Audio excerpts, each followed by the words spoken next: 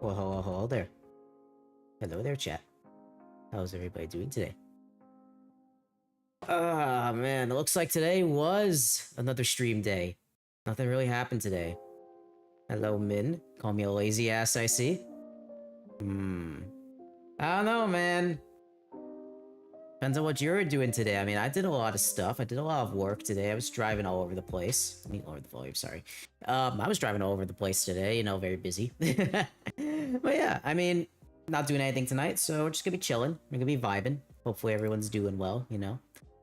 But yeah. Welcome one, welcome all to the stream. Today we're gonna be, you know, continuing some stuff from yesterday.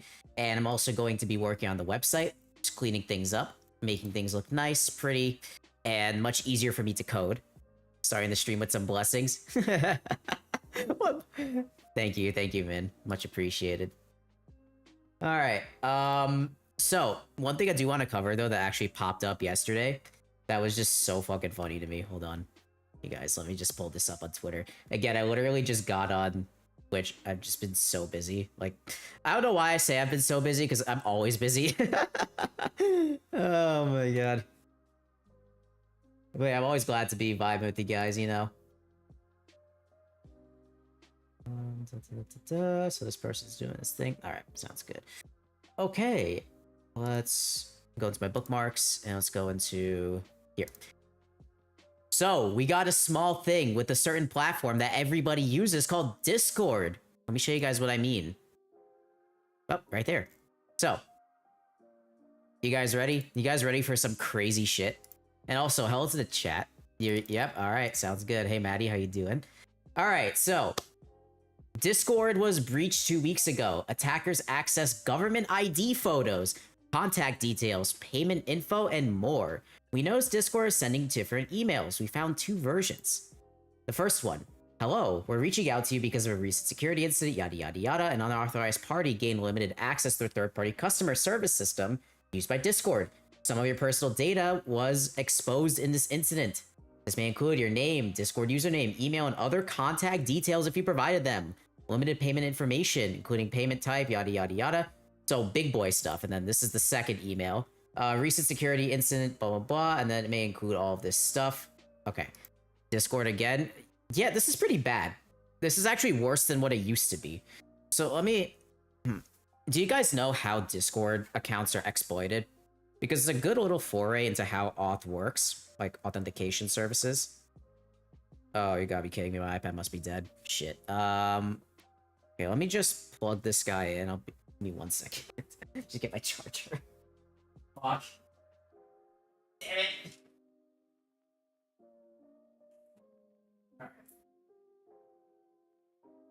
Alright, let me plug this in. And I guess in the meantime, we'll just do everything on VS Code until my iPad is nice and charged. It's not charging. Why are you not charging? What's going on?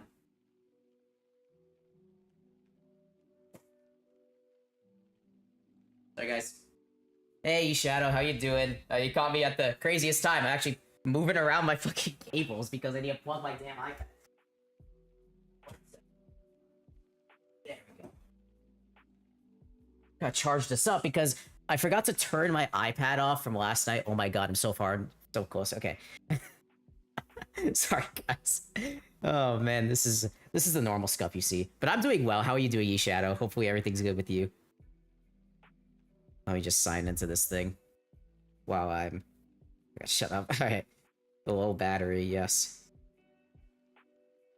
Okay. There we go. We're back. Sweet.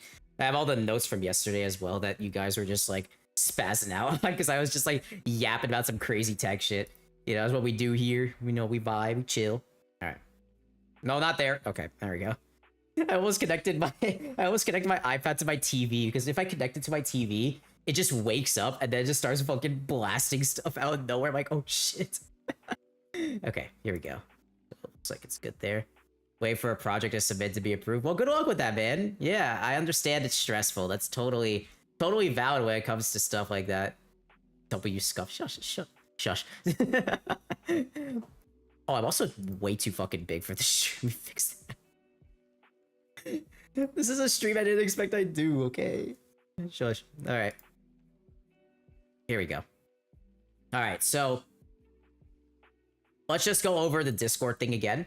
Basically, Discord was breached 2 weeks ago. Attackers access government ID photos, contact details, payment info, and more. And there's 2 different versions of emails that Discord has been sending. So let me explain how Discord attacks occur, right? So the way it works is you basically sign in, right? So you log in, you do all the 2FA stuff, all that good stuff, and you get something called a session cookie. And this is not the same type of cookie you might think, like, oh, it's tasty. And session cookie is basically storing whenever you try and log in, whenever you check the remember me box. That's not really a box, it looks like shit, but whenever you check the remember me box, you're basically saying, give me a cookie, so whenever I try and log in again, it'll just automatically do it. Now, attackers are usually saying, oh, free game is here. You want to test out my thing? And what you do is you download software, malicious software.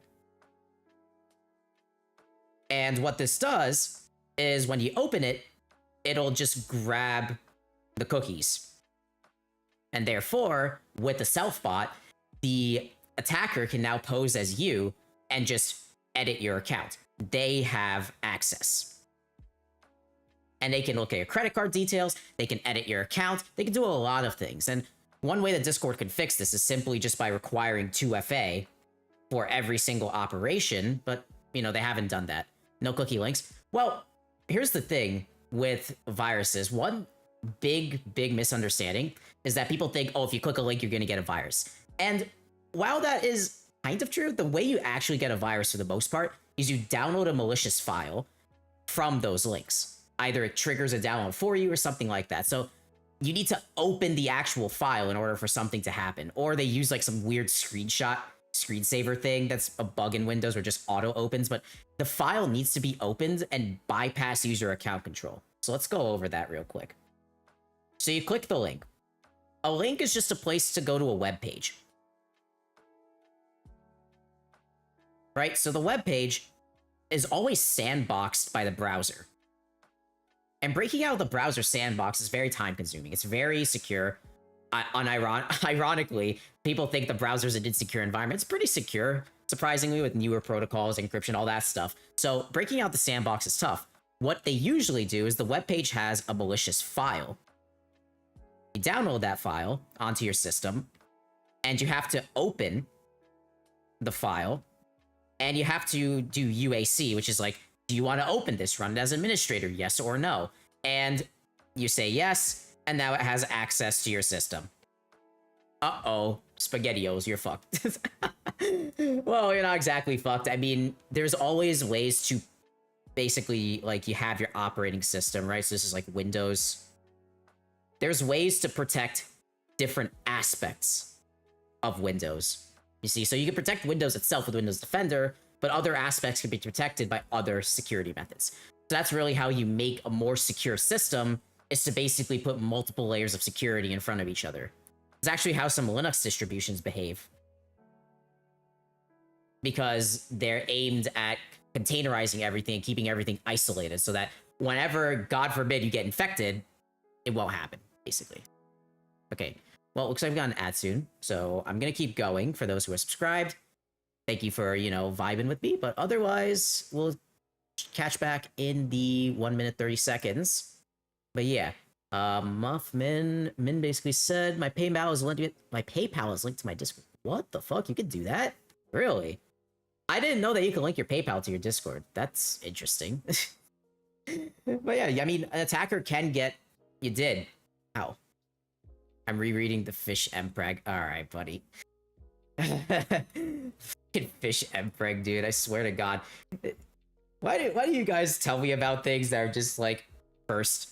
I respect it, by the way. I appreciate that. But as long as I know that the thing is cursed, if somebody else brings up in the future, I'm safe. So I always appreciate chat for educating me. You can link the PayPal to your Discord. Oh, they changed, like, the connections thing? Let me see. Oh, yeah. Oh, no. Oh, yeah, you can. Wait, what the fuck? Why can't you link your PayPal to your Discord? That makes no sense. Like, what was the point to doing that? I'm genuinely curious because you just send like the PayPal link usually, right? Like paypal.me/whatever. It's so hard to find good books with disabled leads. That's how I found it. Okay, interesting. Because I'm an artist, but like, okay, yeah, but why can't you just send like the link to whoever wants to commission you? I don't know, like, or use a coffee. Like, I have a coffee, right? This is my donation page. I'm not trying to show. I'm just gonna show you what it looks like. Why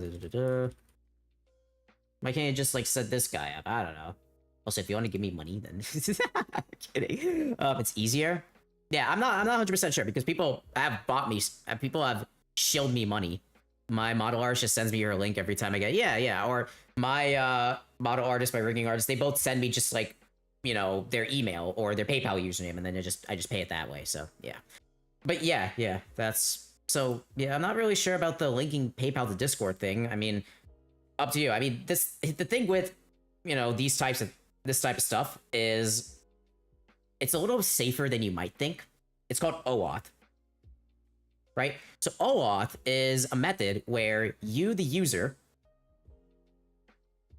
send an auth request, and then you go for the OAuth. You go into the OAuth server, and then basically you get a challenge. You could get a challenge that the user has to complete. I'm gonna write that down. And then if it's successful, the OAuth server will give you a token. So this token is used by the API. So let's say, for example, the PayPal API. And this token is used to do stuff. But the most interesting thing is tokens are designed to expire, right? So they will be invalid after a period of time. So there's like a 2-token system. So one of them is the access token, and the second one is a refresh token. So whenever the access token expires, the refresh token can be used to get a new access token. This is because if this gets stolen, then it's useless after a period of time. The fun part is you can save it automatically, or you could clean the cache in your account. It's disabled for Yeah, of course. Because the reason why is because you're not copying all of your PayPal details to Discord, like your username, password, all that garbage. You're literally just ephemerally sending your username and password request right here, and this is giving you a bunch of tokens back. And therefore, it's safer, right? Quote unquote safer. Obviously, if your stuff gets stolen, then you should reset your password, reset everything. Whenever you reset your password, this sends a request to the server to invalidate all sessions. So when you invalidate all of your sessions, this means that if somebody has your token, for example, you go to the Discord thing again.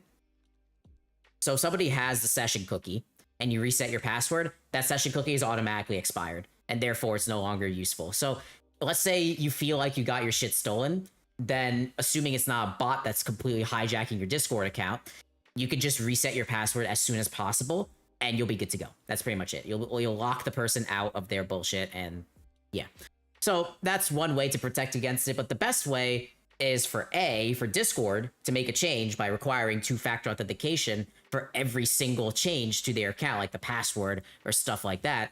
Or you just, use 2FA by yourself, and this can add extra protection. But again, like, you gotta be careful on what links you click and what files you download. That's pretty much it. But baby, I still figure out how Discord works. I can't get stolen until I say yes to the bank directly. I don't know, man. Those scammers up in India, man, they're pretty convincing, Have you ever redeemed the code? Have you ever did the redeem? No, do not redeem. Do not redeem. Oh my god. But yeah, auth and security are like a very interesting topics to just jump into and do the deep dive on, because there's so many ways to see all of the flaws in the system, but also how to see how you can be more secure in your day-to-day life, which is great. I can't get stolen. Okay, you can't never scam me. Okay. That's a double net for the ADHD in my brain. You just said you can't never scam me. I feel it is a double negative, my friend. I'm pretty ADHD, my brain works out. Yeah, fair enough. I mean, like, that is how ADHD works, yes. I am not exactly, you know, the ADHD person, but I do understand that people do have that, you know? Okay, anyways. So, Discord put an official security release out here. Let's see what it says. So, I think I have the Twitter chat. Yes, that's live. Alright, whatever. Update on a security... Oops. Update on security incident involving third-party customer service. Discord recently discovered an incident where unauthorized party compromised one of their third-party's providers. This incident impacted a limited number of users who had communicated with their customer support or trust and safety teams. I guess the good thing is, at least if you haven't talked to Discord, then your shit wasn't hacked, which is good. Then anything behind that wasn't there. At Discord, protecting the privacy and security of users is our top priority. Uh-huh. Sure. But why the fuck did this happen? That's why it's important to us that we're transparent with them about events, yada yada yada. Recently discovered an incident where an unauthorized party compromised one of Discord's third-party service providers. The unauthorized party then gained access to information from a limited number of users. As soon as we became aware, we took immediate steps to adjust the situation, yada yada yada. Okay. So, and then it shows what was leaked, what was not involved, full CCs or CCV codes, messages or activity on Discord beyond what users may have discussed with customer support, and passwords or authentication data. So, that's a good thing because, you know, Discord accounts weren't compromised, but, you know, like your email, your name, the last 4 digits of your credit card, your IP address, a limited corporate government ID images, you know, like... There's no way that they are faster in 24 hours. It depends, right? There's sometimes teams working around the clock. Like, if a service goes down, there's always somebody on call that's there so they can look into the issue and fix it. So that's how programming works. It's kind of like hospitals, right? They have, like, on-call staff, usually the residents, but it's a little bit less intense in programming. I've sent a bunch of IRLs. Yes, I know. Okay. So what data was not involved? Full credit card numbers or CCV codes, messages or activity on Discord beyond what users may have discussed with customer support, and passwords or authentication data. What are we doing about all this? They notified everybody. They engaged with law enforcement. They reviewed our threat detection systems. I mean, what the fuck else can you do, man? Like, you have to fix your shit, and then if your shit breaks, you go back and fix it. Alright. Yeah, so that's what happened in this case. It was pretty bad, in my opinion. It was pretty ass. But yeah. You have nothing to lose. Oh, man. Yep. I mean, Discord nowadays is end-to-end encrypted, so your messages are safer. Like, it's basically like iMessage now, but the problem is that Discord used to actually not be end-to-end encrypted, so anybody could look into the Discord stuff and your voice log could be stored and things like that. It was kind of cooked, but now it's E2E, which is great. But yeah, so that's what happened. So, we've seen... Try to scam me and I'll scam you back without realizing it. Alright, bro. Okay. Alright, man. Alright. Oh, I'm so thirsty today. Holy shit. Okay, but yeah, So, there's 2 incidents that we've had where IDs were leaked. For those of you who don't know, government ID, it's a picture of you, and your identifying information. Very important document. Right? It is an extremely important document to own. Now, as you guys know, in countries like the UK and Australia, we're starting to have ID verification for, like, quote-unquote adult websites and things like that. And social media is a prime target. We now have 2 incidents on the news where IDs have been fucking leaked. First, we had the T app. I covered that extensively on this channel. And the second is now Discord got their IDs leaked. Who's next? You know? Like, this can't be... We have this for court sites. Oh, yeah, France, right. Of course you do. I remember you guys have that. I know Texas has that too, but... Yeah, Discord now is a prominent company that has just had their IDs leaked to the public. And they're trying to minimize it, obviously, to save face, but this is pretty fucking bad. Because you can't exactly store IDs with like a token or anything that can just be revoked at any time. This is the actual picture of the thing, of your government document that anyone can, you know, use against you. I know, I'm still against this ID verification stuff unless, you know, you use like a provider that allows, that actually stores everything securely, but that's few and far between. And this is something that we really need to be vigilant about. We gotta be careful. Like, I understand that, you know, there's ID verification everywhere and it's becoming more of a pervasive thing in today's society and technology stuff, but it is something to think about. I'm not just trying to be alarmist here. It's just like, it's something to really think about in this case because, you know, yeah, everyone working dirty on the dark side of the internet. Yeah, exactly. So black market will have that, of course, right? That's what's gonna happen. All right. So yeah, that's Discord. I just want to cover that because it was that was a thing that just showed up randomly, and I was like, wow, okay, that just happened. Anyways, again, today's like an open chat day, so if you guys have like any incidents or things you want to ask me about, never understood Discord. I don't think anyone understands Discord. Discord is a place where you can go into it. You can either find the nicest people around, like you guys in chat, or you can find the most vile people out there. And it's interesting. Let's just say that. It's interesting. Or yeah, vile people out there. That's what I was saying. I don't want to say that word because I don't know if it's gonna TOS me or something, but yeah. Let's talk about this part. We could, but that might be for a different stream if we're ever gonna do a deep dive on like the dark side of Discord. I mean, there's been plenty of videos about that. But yeah, I did want to look at the Sora 2 videos. Oh yeah, wait, there was this thing. Oh yeah, I want to cover this. You guys down to talk about this story here? This is actually pretty crazy.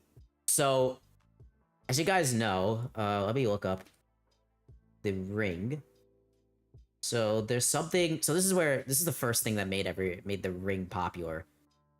Shut up. Okay, the Aura ring, Oura ring, right?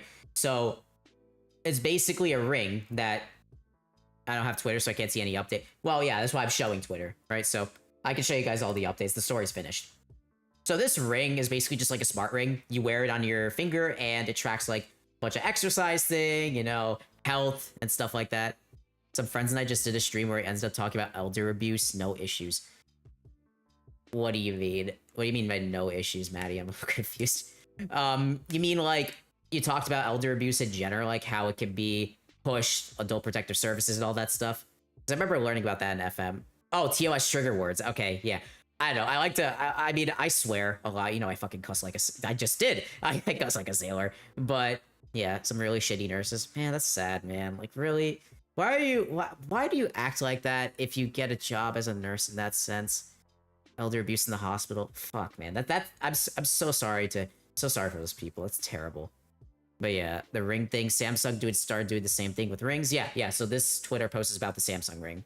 But the Aura ring is a ring mainly for your health and wellness. It's one of those, you know, smartwatches, but it's a ring instead. And it's gotten a lot of good press and stuff like that. It's even, you know, HSA, FSA eligible, so it's covered by insurance. But there's also Samsung. They made a ring. So Samsung Galaxy Ring, I guess that's what I call it. I haven't followed Samsung for a very long time because I haven't bought their phones in forever, but yeah. Okay, so this is the Galaxy Ring. It's basically the same thing as this shit, except it's Samsung branded. So yeah. But people have smartwatches and glasses. What the hell? Yeah, I'll talk about that in a second. I'm down to cover more about that. But yeah, so this guy had a bit of a scare in the airport where, as you guys know, batteries are a thing. As one thing to understand is that a battery is a lithium ion. These are like these rectangles. And as you know, they can expand. And when they expand, they are very, very risky to start blowing up on you. It is a literal time bomb at that point. So you should, if your battery is puffed up, get rid of that shit immediately. Like, seriously, get it out of there because it might explode. And if you guys remember, like, way back, this was way back in the day. the Galaxy Note 7. This is like when I was in high school. So the Note 7 was recalled, and the recall, let's see.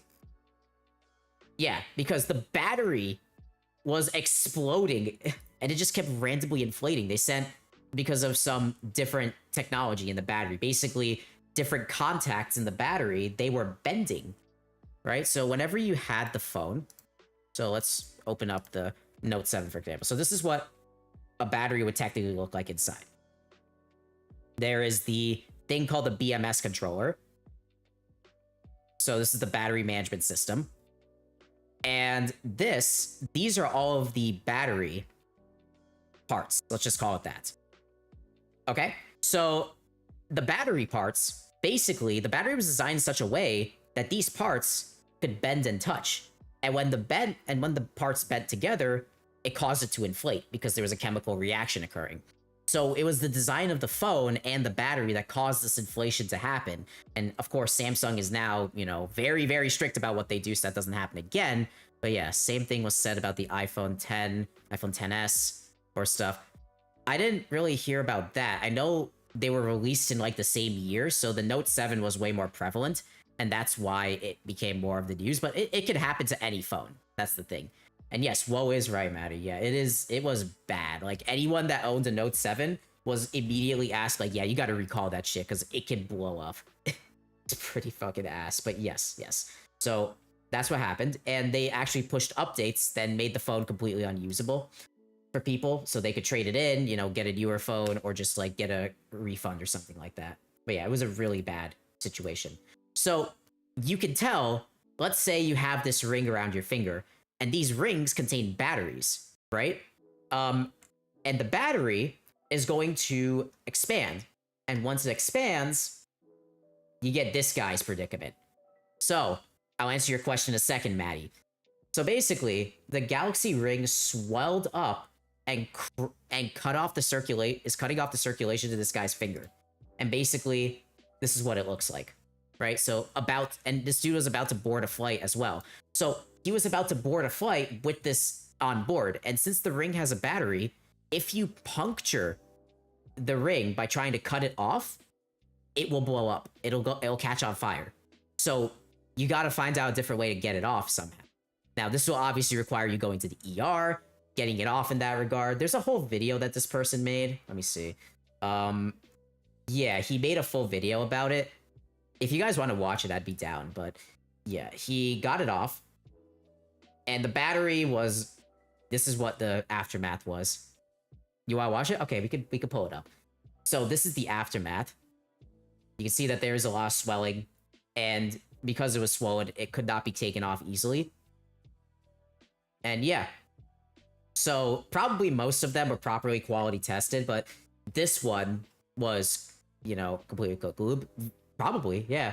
There's like the dental floss thing that you could use to take off a ring as well. But it could have been one of those. We'll take a look at the video and see if he talks about it, but yeah. But you can see, like, right here. This is pretty fucking bad.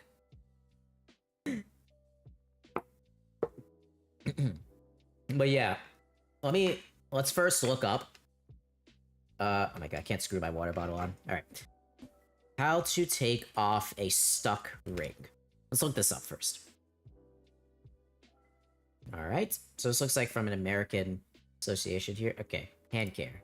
American Society of the Hand. How to get a ring off. So they do this dental floss trick. So you slip the thread on the floss under the stuck ring.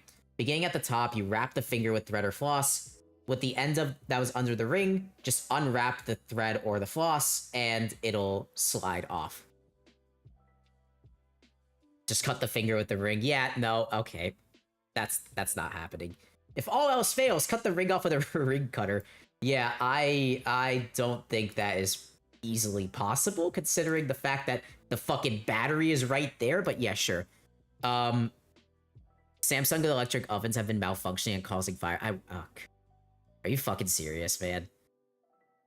You see, I have a vendetta against electric cooking appliances because I just use gas stuff. It's just so much easier. I don't know, you guys might crucify me right now, but I like the gas appliances more. I'm sorry. I mean, yes, gas does have its own issues. If there's a leak and you light a match in there, boom, your eyebrows are gone, but still. Anyways, but yeah, electric ovens. Let me look that up. Samsung electric ovens. I don't trust any of their kitchen appliances. This is not the first issue I've heard of. Interesting. Catching fire. Yeah, I think I have a Samsung fridge in like a different place, but other than that, I don't really have Samsung kitchen appliances. I don't even own a Samsung phone. I love electronics when it comes to security measures, but I'm serious and guarded up and ready for everything. But Min, are you ready for Skynet, bro? You know, AGI is coming in like a month, bro. That's what Sam Altman says, you know? Maddie was telling us yesterday about how Sam Altman is 100% correct all the time. Anyways, so Samsung range short-circuited and caught fire. Let's see this.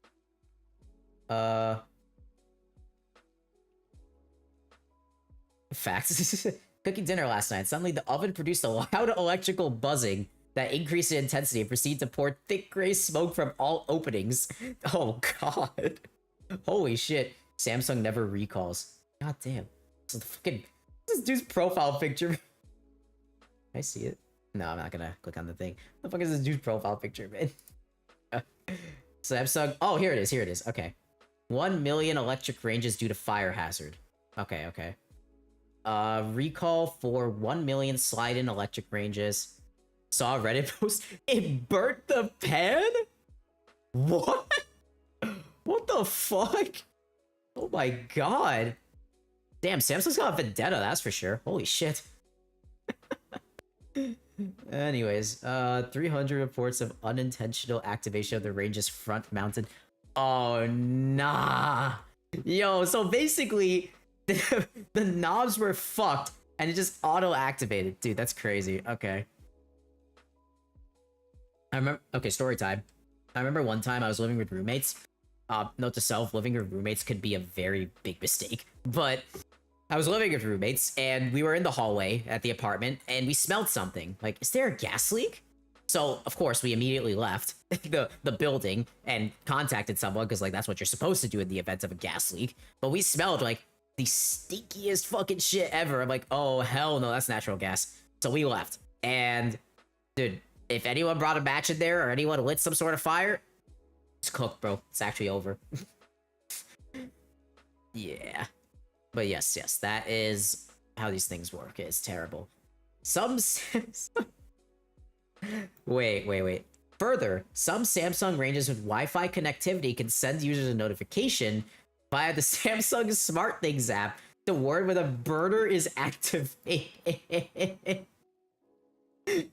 Oh yeah, your house is on fire, but did you know that your burner is activated? What the fuck, dude?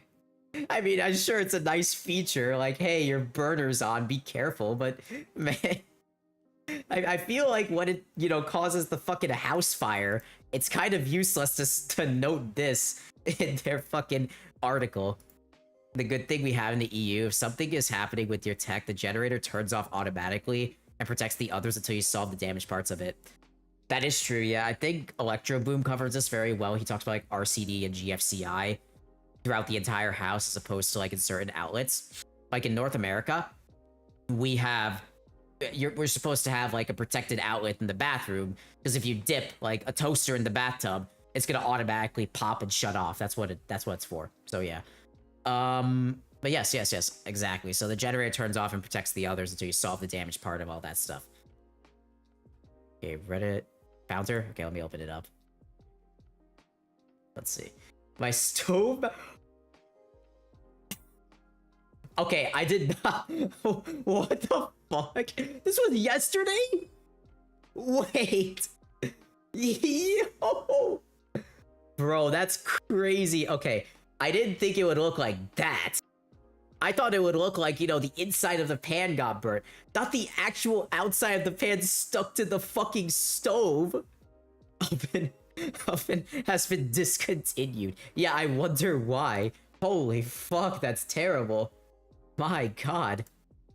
How hot does the stove have to be for that to even happen? You're literally melting the metal and sticking it to the fucking panel.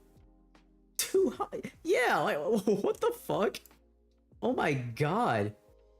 Exact same issue. Couple of bird pancakes was all the damage. Yeah, this lady had a fucking bird pan. God damn. Alright, looks like the Samsung one. Let's see. What are they? Samsung, could your website please load? Oh, it's on the Lowe's. Okay, wait, hold on. Let me do some stupid shit. Hold on, let me copy this, put in a private window. The one thing I hate about most websites is that they try to like estimate your location. It's fucking stupid as shit. And Lowe's, I think, is down, maybe? Do you know about anything about the self-clean feature on ovens? I mean, I've used it. I think a couple people I know have used it one time before. It's fine. The huge fire hazard and should never be used. Really? Yeah, I mean, it does superheat the oven. That is true. But use VPN, lol. I mean, yeah, here's the thing with VPNs, though. When you throw up a VPN, A, it costs money, and B, it nukes your internet speed. Read the manual that comes with the oven? Really? Okay, I'm gonna have to look at that because I don't use like the oven in my place. I use like a toaster oven thing because it's like 50 times better than the actual oven. But yeah, it's interesting. I'll take a look at that. I think I used the self-clean one time in the past. Nothing happened, but yeah, that's interesting. I didn't know about that. But yeah, one thing about VPNs is that they absolutely nuke your internet speed. I mean, I have a gig up and down. I'm not trying to flex, by the way, but I do have a gig up and down. That's just going to be shotgun to God knows what. They've done studies on... Oh, that... I mean, that makes sense, right? If an oven can clean itself, then yeah. Of course it's gonna have that issue. Yeah, I know. I'm balling like that, dude. I'm balling like that. I got the fast internet speed. I always use VPN New York.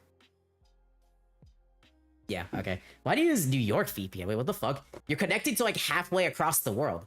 Why not just use a VPN that's like, you know, in Europe? That would make your internet speed faster at least. I don't know.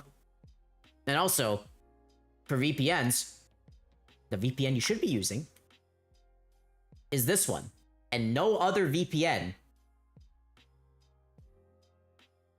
Oh wait, it's gonna show stuff. But you should use Movad. It's the only VPN that you should be using because it doesn't track you and it doesn't give a fuck about who you are. Why did it hold that? EU VPN. Are you serious? Wait, really? It reveals your IP address. Wait, then what the fuck is the point of the VPN then? I mean, I guess it's a, you know, not high... Okay, that's really interesting actually, because I didn't think that would be a thing. Damn, okay. Yeah. Is that just like a requirement by the EU or something? Is that one of their dumbass laws? Found out not long ago. Let me look it up. I want to see this. Shows IP. Let's see. You're really having an EU associate, yada yada yada. Wow. That is pretty interesting. Okay, yeah, I see it. I get you. Goddamn. I actually didn't know that. I mean, I don't live in the EU, so that's why I don't know about this stuff. I only know about the EU laws that people love putting on Twitter, like, oh my god, such a good thing, you know, or such a bad thing.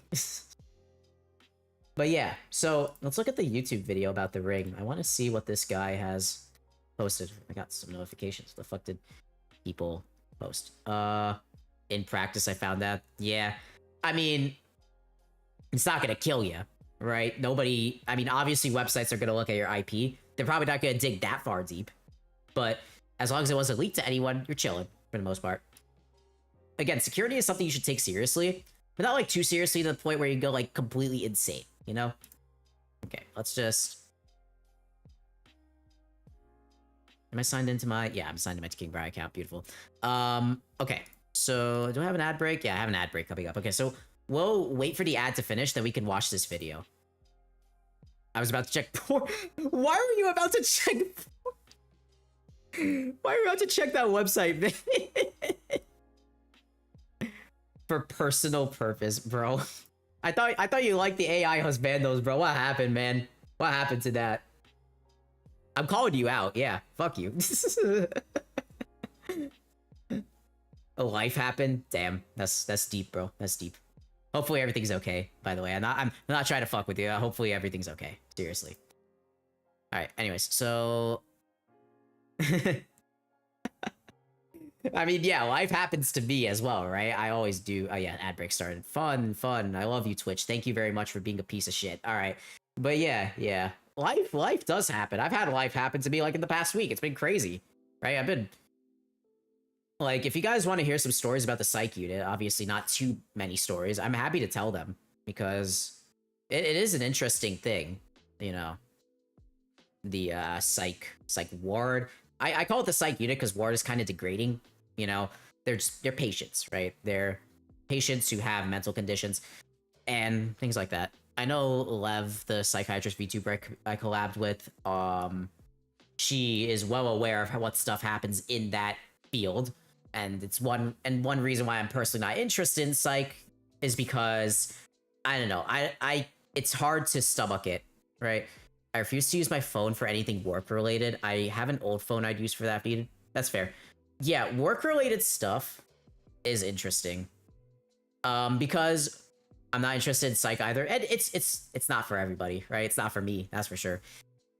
But back to the work related thing. Like, I know like some work apps, they like take over your phone, so I completely understand you on that part. Like, I know some jobs just give you a phone and that's your work phone. So yeah. I was trying VPNs across the EU and I found out that VPNs EU are doxing the IPs. Wow. That's a new thing I never knew about, so that's pretty cool. Thanks for sharing that, by the way. All right, ad break's done. Beautiful. All right, so I do want to actually let's talk about the psych stuff after. Let's watch the video first. All right, how's that sound? Because I'm genuinely interested in what happened. Also not interested in L&D. Dude, I have my own opinions on OB, man. Just being near OB content just makes my head spin. I don't like it. I'm not interested either. I have to go through the rotation, obviously, but like, I don't know. It's not my thing. Anyways, so let's go to the video. All right, so let me mute the music. And let's just... Let me know if the volume's too low, all right? If you've been on any tech website... Oh yeah, definitely too low. You've probably seen this, and even this. Samsung Galaxy Ring wearer is hospitalized and denied boarding on a flight after the battery in his device started swelling. Yeah. That someone was none other than... How's the volume, guys? Is it good? You'll catch the required baby and then nope out. I don't even know if I'm gonna catch a baby, man. I'm a dude. Who knows if they're gonna let me in to see a delivery. But yeah, anyways, continue. Your friendly neighborhood, Daniel. Yeah, I never expected this thing to blow up as much as it did. As I'm recording this video, All right, man. Was this dude trying to make a pun? I never expected the video to blow up. A pun, I see. tweets about my Galaxy Ring battery swelling are at close to 50 million views combined. I've had news channels reach out to me for interviews, dozens of friends and creators messaging me. It's a big thing, right? This is a big thing. How I feel about us getting this much attention for what was... All right, let's just skip this. There are plenty of smart rings out there, with the most popular ones being Aura, Ultra Human, and of course, Samsung's own Galaxy Ring. Okay, wait, let's go back to that. Hold on. Ones being Aura, Ultra Human, and of course, Samsung's own Galaxy. Here. That's interesting. I guess this is I talked about this in a previous stream where how smart devices detect like your heart rate and your blood pressure. I guess the green light here is for the heart rate. Oh, sorry. Yeah, the heart rate. And the red light here is mainly for like pulse ox, right? So it can do blood pressure tracking as well based on that data. I covered all of like the technology behind it in a different stream. I'm gonna upload that as like a video or some sort of shorts or something like that. So if you guys want to see that, but yeah, bro needs to light the other side of his face.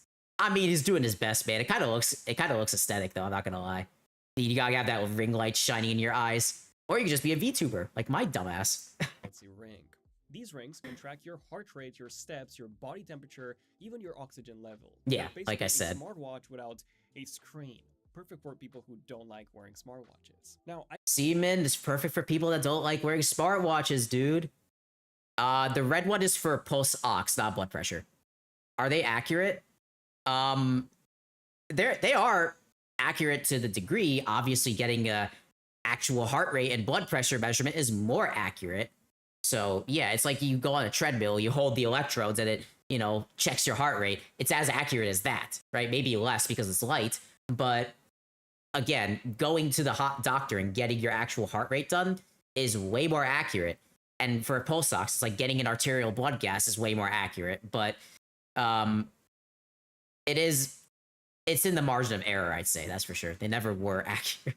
I mean, nowadays the technology has improved so much that it is pretty straightforward. You'll know if your heart is beating way too fast, that's for sure. I got my Galaxy Ring in question back in January when I attended the Galaxy S25 Samsung Unpacked event. Okay. This is important. Sorry, I'm pausing like every 2 seconds. Question back in January. So this is the event where they announce like the newest stuff for Samsung, right? And he got his ring on this day. So this was probably one of the first batches of rings that came out. When I attended Keep a note about that. 25 Samsung Unpacked event in San Jose.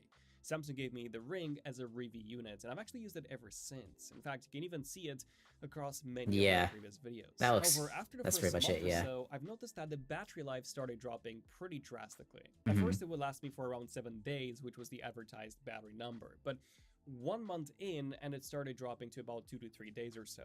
And then it eventually dropped to 1.5 days, or even a single day. Okay, that's interesting, because only 1 month, yeah, that's what I was gonna say, right? So, as you guys know, lithium-ion batteries, they're lithium-ion, so every single chemical can degrade. And batteries will degrade over time, and the effective capacity of batteries will be reduced, right? So, when it comes to stuff like that, the battery, you know, can be gotten worse in cold temperatures, hot temperatures, etc. And this usually happens over the span of years, not a month like this person. So something was obviously wrong.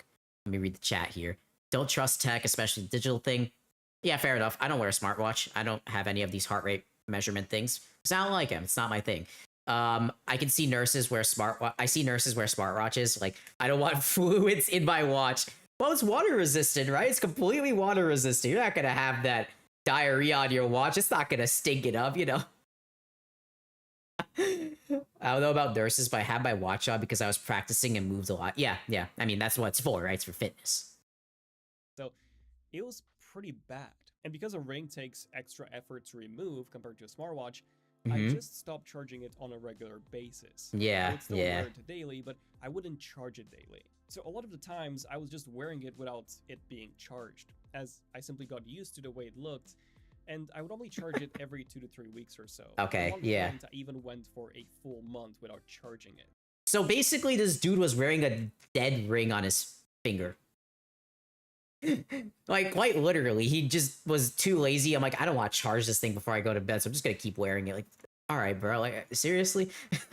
I don't know if it's just me, but I charge all my devices before I go to sleep. That's just what I do, right? Because, like, the next day, you're gonna have everything charged up. It's like the EVs nowadays, right? You gotta plug in your EV when you get home, because otherwise, you're gonna be dead the next day and stuck in the middle of the road because the range just dropped off a cliff. So, yeah. I watch YouTube on my watch. I have Apple Watch. Well, yeah, most people have Apple Watch because, like, it is the best watch brand out there. All of the other ones really can't compare too well. And also, I imagine it's supposed to be taken off, like, it's sleeping. I don't really... Actually, wait, I do wear a bracelet, so yeah, I understand. It's like an instinctive thing to me at this point. I also wear glasses, so yeah, but I don't want Patient of the Day's blood in my watch. Oh, come on, man. It gives it that healthcare aesthetic. Patient of the Day's blood is amazing, bro. You get free blood type on your watch. You got to analyze that in the pathology lab, bro. Come on, man. You know you want that stuff on there. I'm kidding, obviously. I understand what you're saying. I also wear glasses, but I avoid wearing them a lot. I mean, I wear glasses because I have to wear them. I feel like some of the best glasses involve the rimless glass. I wear rimless glasses. They're very lightweight. I walk like a blind idiot. Okay, fair enough. Why don't you get contacts then, if that's the case? I'm just curious. The C. diff. The diarrhea.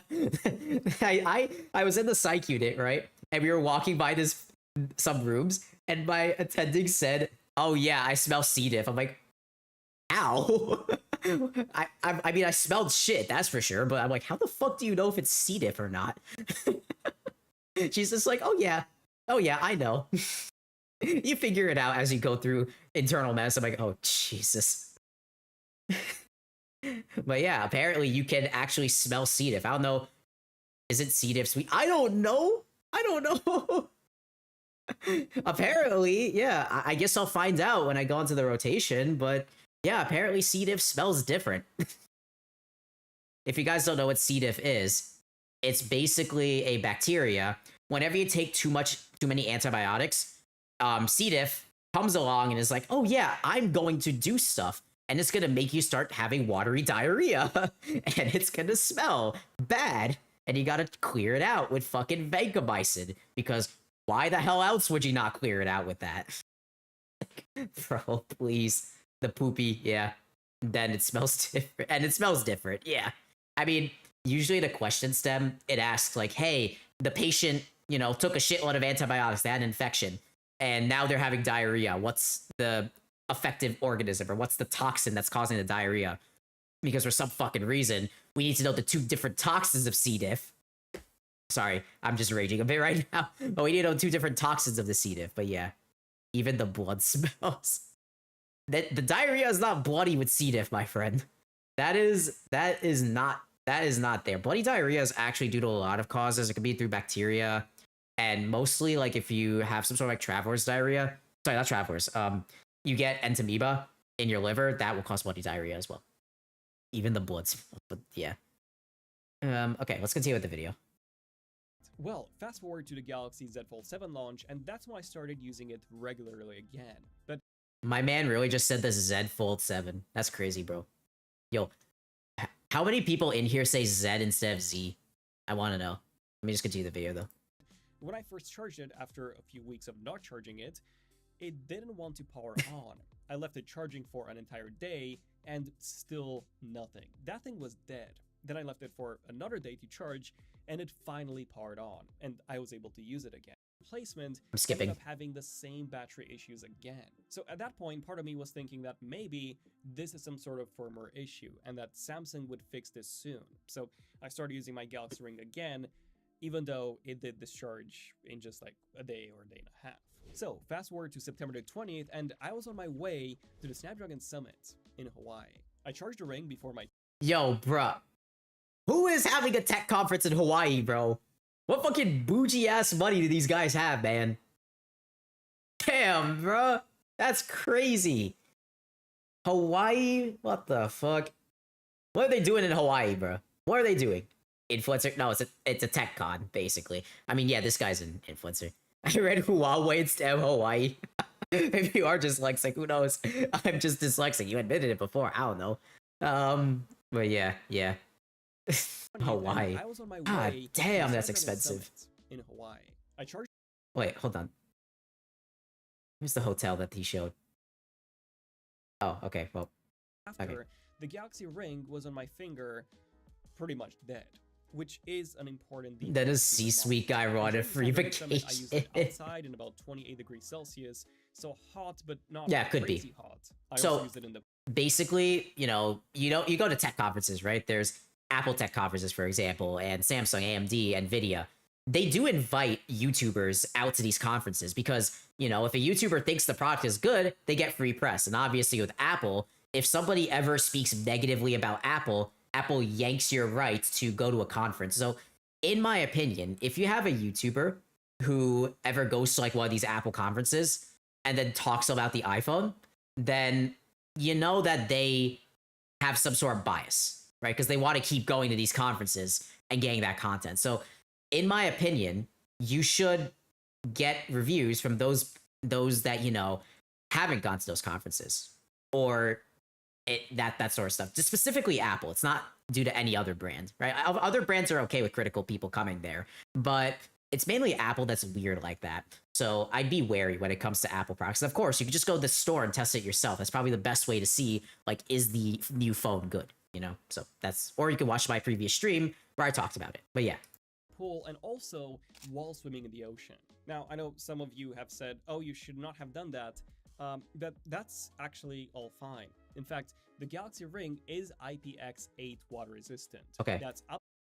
IPX8 is not like IP64, so it is worse. But according to this, I mean, yeah, you could be in the ocean for 30 minutes. Up to 1.5 meters for up to 30 minutes. Also, says 1.5 meters. Let me just let it zoom out. 1.5 meters of fresh water. So fresh water obviously contains some minerals, but salt water is a different story. It can corrode things, right? It depends on like if it's anti-corrosive. So he did skip over that. I just want to note that. I don't know if that was the reason why it inflated, right? That could be a reason. And again, that also is Samsung's fault, right? They didn't note that they didn't, note that salt water can make it worse. And this, I believe this guy is in the clear, just to be 100% on that front. This guy's in the clear. He just had a really unfortunate accident in that case. But yeah, IPX8, fresh water is different than salt water. Anyways, let's continue. For up to 30 minutes, a length that I never exceeded. Samsung specifically claims fresh water. So okay. It could be that salt water did have an impact. Never mind. I just had to watch the video a bit more, and he said it. He didn't bang the ring. He didn't bang the ring into a wall until it blew up. Yeah, no, he definitely didn't. Although normally that's not the case if you wash the product with fresh water right after exposure to salt water. And that's true, right? So if you washed it afterwards, you could get rid of the salt. But yeah, he's right. And I've not been in salt water for more than 15 minutes, and I did wash it right after. Okay. Something that I always do with all of my water-resistant products, and I've never had any issues with any other tech products that are water-resistant before. Yeah, that's fair enough. To the incident. But again, like, he says any other tech product that's water-resistant. He's showing an Apple Watch Ultra here. This watch is way more water-resistant than the Galaxy Ring. Like, way different. The salt water is different from the usual water we consume. No. What he said is basically he went into the salt water and then he washed it off afterwards. So any possible buildup that could happen just really didn't in this case. It just cleared out as much as possible. The Ultra is a very chunky watch. It's really designed for people that do a lot of, climbing or extreme sports because it's made to do that. Like, the main brand for watches is like Garmin. Gardic phone. So Garmin is like the big boy when it comes to shit like this. So they have like really high powered, activity focused watches that are made to survive extreme conditions. So yeah, even a tech dummy like me knows that because I got my dad a new watch last year. Yeah, man. That's what happens. You buy tech products, you go into the rabbit hole. Which brings me to the incident itself. All right, so let's look at the incident. It was Monday the 29th, and it was time for me to go back home to Manchester in the UK. So I flew from Hawaii to San Francisco. I had a 7-hour layover there. Okay. Then I flew to Frankfurt, where I had another 7-hour layover, and then I was about to board my final flight to Manchester when I've noticed something weird just as we were boarding. My finger started hurting quite badly, so I tried taking off my Galaxy Ring, only to realize that I couldn't. And I also noticed that my finger was quite swollen up. Okay, I don't know if you guys would do this, right? If you feel like your finger is in pain, are you going to take a look at your finger? I don't know. That's like the first thing I'd do, and I'd see swelling there. This guy, he didn't take a look at it until he tried taking his damn ring off. I'm like, bruh.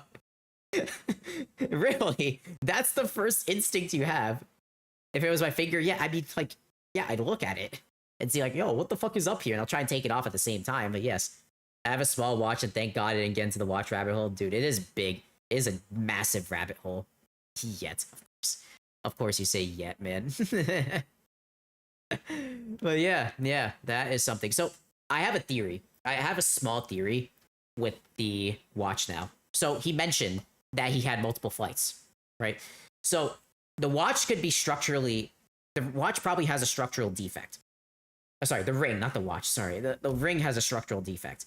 So we have the ring, and then we have like the internal battery, right? So when you're in an airplane, my shitty airplane, it's above the ground, right? So whenever you go above the ground, the pressure changes such that, let's just say you have like a chip bag, right? So we're just going to draw this little bag here. It looks like this on the ground, but then in the air, shit, I should probably draw it better. It's going to inflate. That could be what happened to the battery section of this ring. And then when it descended, it should have deflated. But then next thing you know, the battery is a battery. It's more, solid. So it's going to, stay that way. And it's possible that the constant up and down of the flight, plus the structural issues with the battery itself, and probably something to do with the first batch of rings, could have caused this to happen. The pressure is different, so I get even less chips with my air. Yeah, that's right. The chips disappear due to the heat death of the universe. Yeah, entropy, guys, entropy. Anyways, let's continue. Heat Then I kiss looked at my chips in ring the air. closely, and you know how it's got those two bumps that are the heart rate and oxygen sensors? Well, those two bumps looked big, like really big. And I was like, I don't remember them being that big. And then I realized shit. that there were 4 Whoops. bumps, and those 2 really big ones were on the opposite side Oh of no. where the sensors are. So then I quickly googled a teardown just to check, and my fear came true. Those 2 spikes were actually coming from where the battery was located. This dude really just said, I googled a teardown of the ring. What? This dude really just said, oh yeah, the ring's inflating on my finger. I'm googling a teardown real quick, and that's the battery.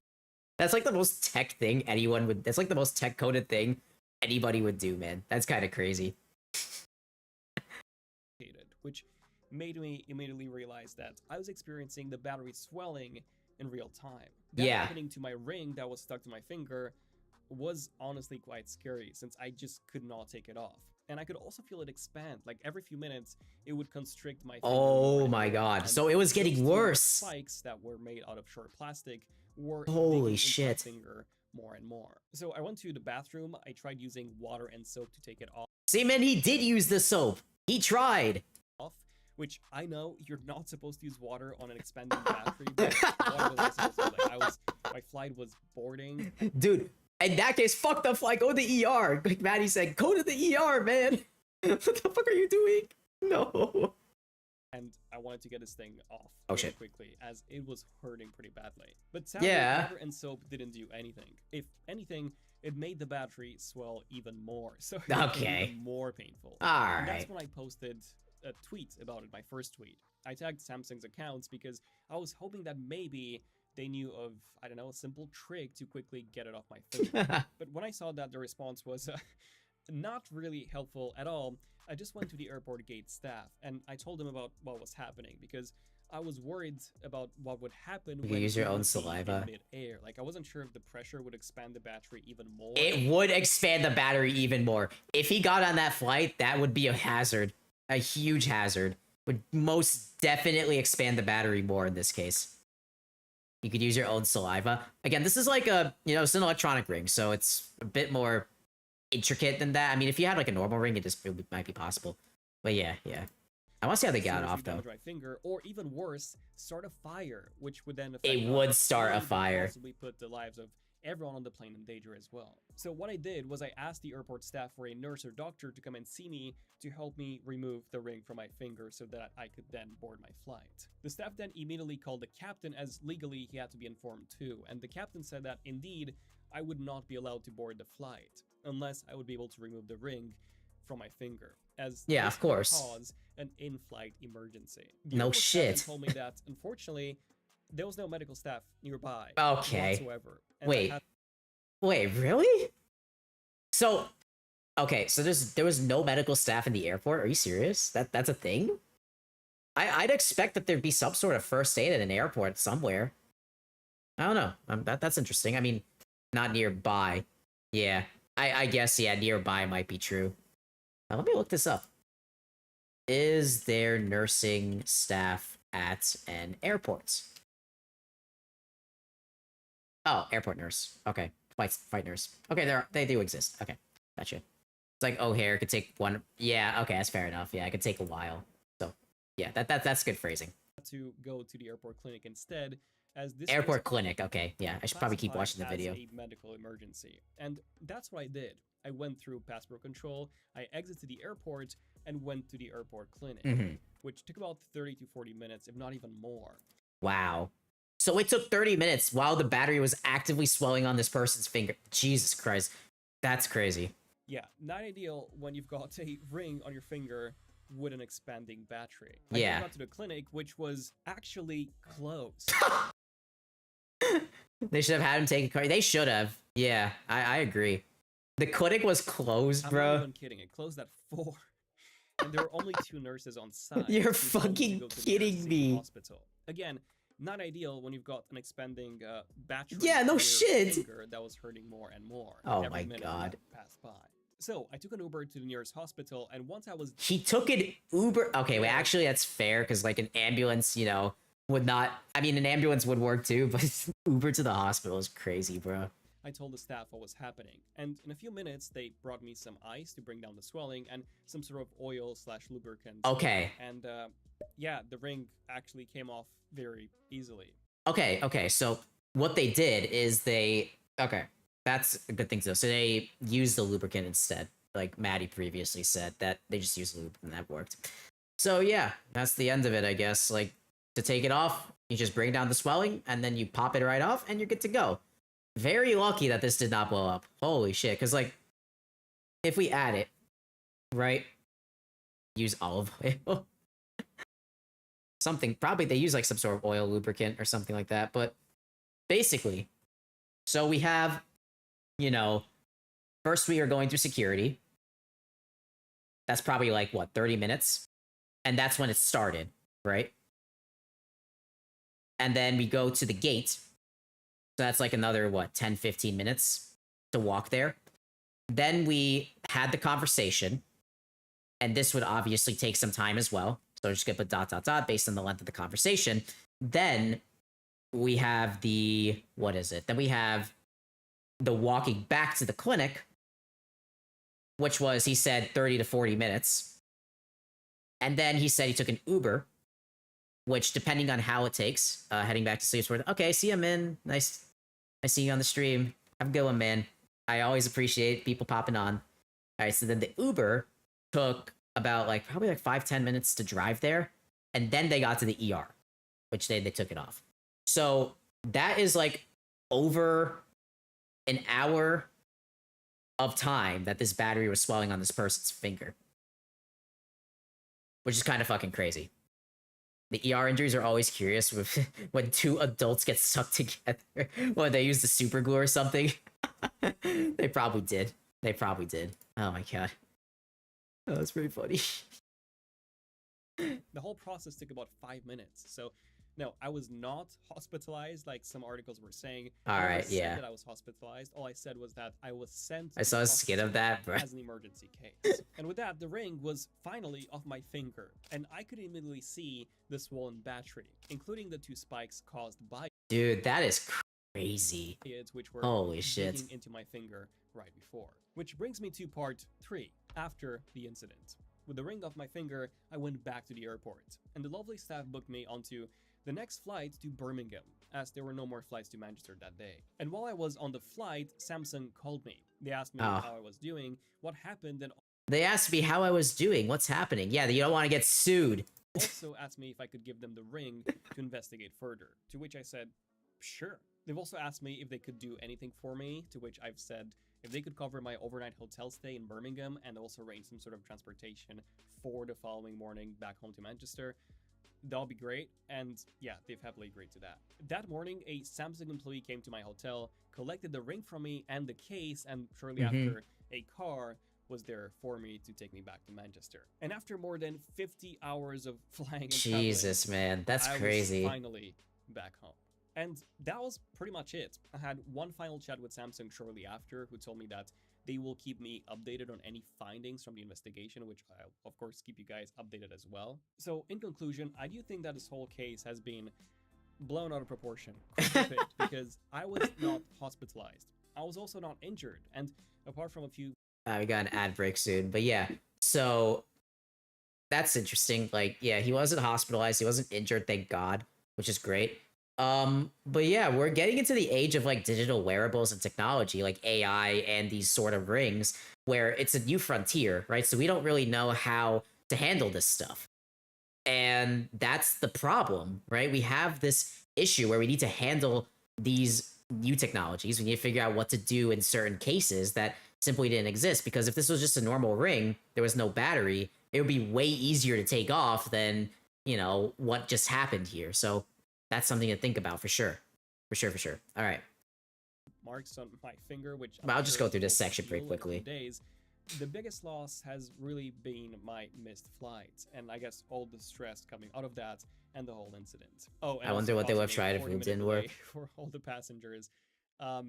Yeah, I'm really sorry about that. However, things could have gone way worse. If I hadn't been able to take this off my finger, the battery would have likely expanded more, and those two spikes could have dug into my finger, possibly causing some real damage. And of course, there's always the Yeah. chance of a fire when it comes to expanding batteries, Yep. which could have The seriously Note 7 injured me fires. or even the people around me.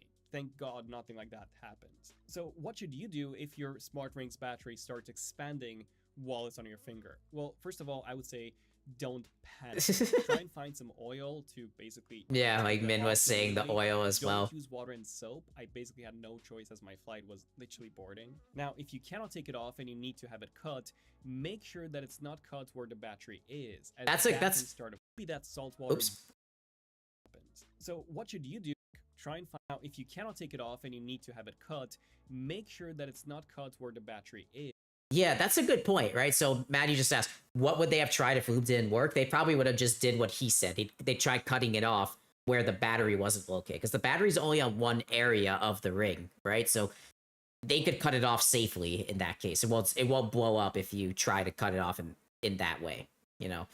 So yeah. As that can start a fire. Also make sure that you don't cut where the sensors are, as those bits could go into your finger and injure you. There are 2 points on It is risky though. the Galaxy ring where the ring can actually safely be cut into. Oh, okay. So there is how could you tell? Not cut with the bumps. Yeah, okay, well, that's what's showing right now. So there are points where you can cut. Does outline that on their website. I'm pretty sure Ultra Human, Aura, they do the same. So just tell them to just cut there. So having said this, what's my message to Samsung? Well, personally, I do believe that there is some sort of battery issue going on with most Galaxy rings out there, just by the sheer number of posts on Reddit. There's even one showing a similarly swollen Galaxy ring Oh, battery. interesting. So it happened to other people. Even my fellow creator Parker Burton mentioned that he too was having battery issues with his own Galaxy ring, with him having to go through 2 Galaxy rings and them lasting him for less than a day. And you guys know I love Samsung, but I gotta be honest, I have had 2 Galaxy rings myself, and both of them have had battery issues. So some of you guys might remember this, but my first Galaxy ring that I got randomly went... All right, bro, we even know about the with Samsung battery issues. Replacing the affected units, the replacements, they still have the exact same issue. Now, sure, they haven't all swollen. It's just been mine and this other one that's popped on Reddit, at least from all we know. But it is possible that under the right circumstances, like heat, salt water, overcharging, Yep. or not charging them Yep. enough, these already affected units would then start swelling. That's too, what a which could lithium-ion injure battery their does. users. So it doesn't seem like the battery inside the Galaxy Ring behaves like a normal wearable battery should, which Would have to be very exact or boom. Yeah, yeah. Either boom or your finger gets injured by the sensor. That's pretty much it.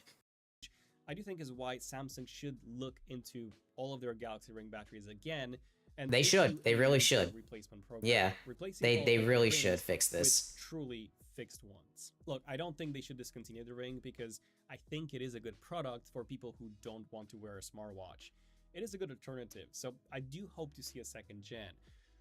And hopefully one that also has a quick removal mechanism in case of battery swelling, because otherwise, yeah, I won't be using another ring again unless it has that quick removal system. But yeah, what's your take on smart rings and also on this? Okay. Because of the fire risk, would they still cut it off in the regular ER? I'm not sure because I haven't done anything in the ER yet. But actually, I can turn the music back on. I haven't done anything in the ER yet as of now, but I feel like it would be more. It might be a more isolated place. That could be true. I just don't know how this would be handled, honestly, if they had to cut it. But at least there are methods to, get it out if you need to cut it. That's the important part here. It's not like a normal ring where you just have like you could just cut it off generally. So that's a saving there. I feel like Samsung added that because they would be fucked otherwise if they didn't have something like that in there. But yeah, like this is something that Samsung could quite literally be sued for sure. But yeah, this guy was a good sport. But this is definitely something dangerous, right? Swelling batteries are never good, especially when it cuts off circulation, and it's also a fire risk. And if this dude had boarded the plane, it literally would have blown up for sure. And it would be really hard to notice too. That's the more interesting part, So yeah, that is the ring. So my take, on these smart rings because it's asking right here. Let's go over it. And if you guys have a take, just let me know. I'll be happy to note it down. So here's my take on the rings. Pretty lukewarm. Let's write this down. Smart rings. So the main thing about smart rings is that they have the sensors, and they have the battery, and a very small profile. Now, I personally, would rather wear a watch than a ring, strictly because of the issue that was presented here.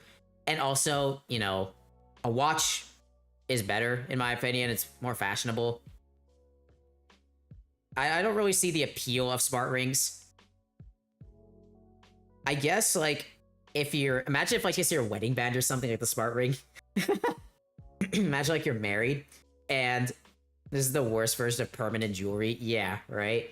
Like, imagine you're married, right? And you get your engagement ring, and then you swap that for your wedding band, and your wedding band is just, like, one of those fucking smart rings, bro. Yep. It can be snipped off. What's an example of permanent jewelry? I'd like to know. I'm not sure. I'm not 100% sure what that would be because, I don't have any piercings or anything like that. I'm a dude. I didn't really get into that stuff. I don't have tattoos or anything. So, yeah. But, welded on bracelet. Oh, I see what you're saying. Yeah. Okay. So, like, say, for example, you have the bracelet, and usually most bracelets come with some sort of clasp, right, that you can take on and off. But a welded on one would just be like one full circle, and then there'd be like a weld. Okay, I see what you're saying. Yeah, it can't be removed. Okay. Damn, how the fuck do you sleep with that thing on? That's kind of uncomfortable. Like when you lay on when you like sleep on your side. I don't know. I mean, something I wouldn't do, but people want to do it, then sure. I don't blame ya. All right. So yeah, that's the ring incident that I wanted to cover. It was pretty interesting. Okay. Let's see. There's also the... Okay, this is this guy's person. They're very delicate chains. Okay, that's why they can be taken off pretty easy.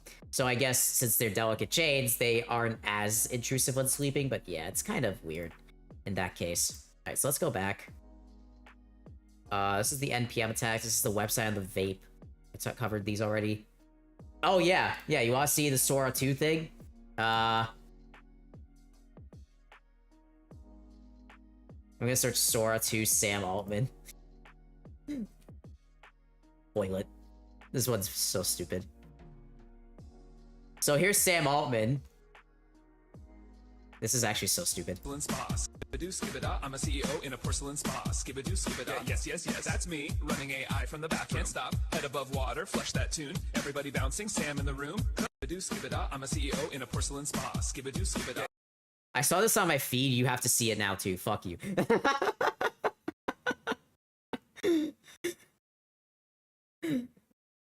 What, are you into that? Are you into that, Matty? What the fuck is this?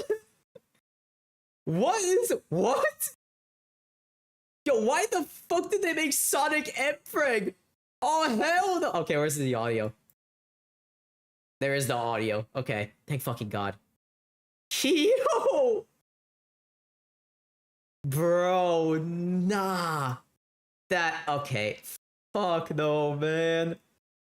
What the... I have solved the epidemic of fat women with giant rocks smashing glass on Skype. What the fuck?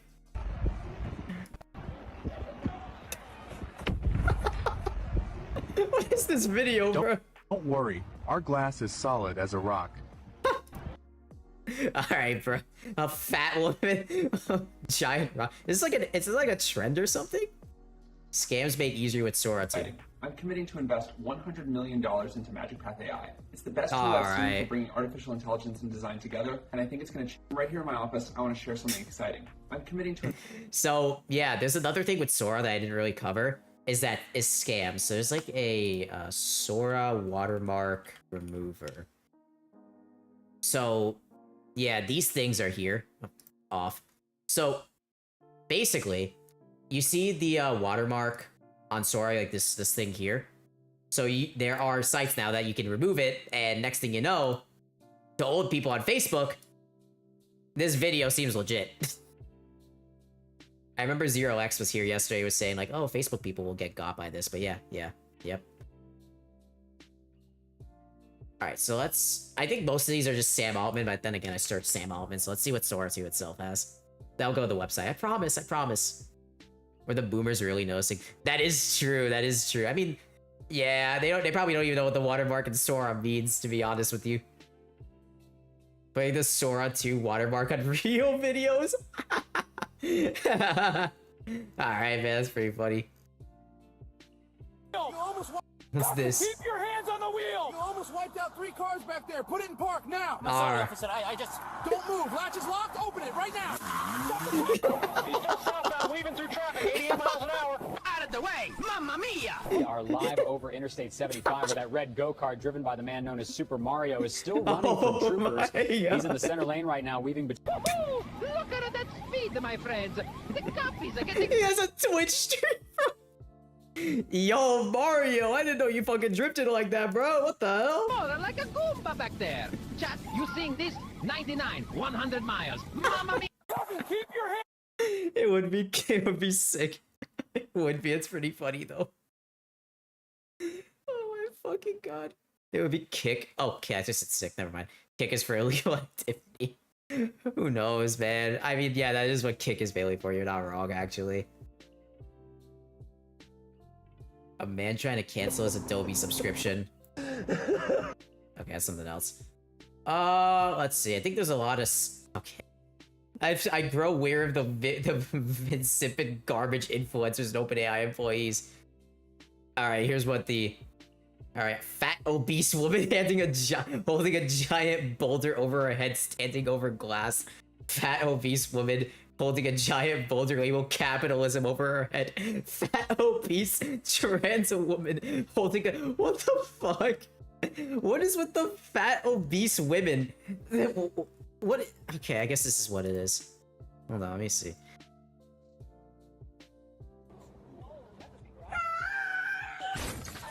Alright, bro. That was insane! Okay, I guess that's the fat woman trend where they just go back kink. I don't know, man. I have no... Maybe it's just what's getting a lot of views or something. Let's see. I guess if you download the Sora app, it'll show you like all the videos, but I'm lazy. Oh. Oh man. Okay. That's a fun. Oh yeah, we're not watching that. I'm telling you, I didn't do anything. Stay right there. I'm innocent, officer. I was just walking home from work. That's all. Match the witness description exactly. Don't move. I swear on my spatula, it wasn't me. I don't even own a boat. Oh, this hit 1 million views on TikTok. Why would it not be? Yeah, bro. TikTok is weird. TikTok is a really weird algorithm. I'm trying to see like if it's possible to, you know, gain more views, but honestly, my videos are kind of cooked. It might be just because of my new account or something. I have no idea, but I'm surprised there's not more fanfic slop. Man, I'm surprised there's not a lot of things, man. Remember back in the day with all of the... What was it? The freaking Will Smith eating spaghetti back in the day. And now there's like... I don't know like what the main thing is. There's like the AI inspirational videos. That's another one. Try to remember what like boomers said, because my parents don't send me this shit, but my I know some of my friends' parents do. It's kind of funny. The anime. Let's look at the anime one.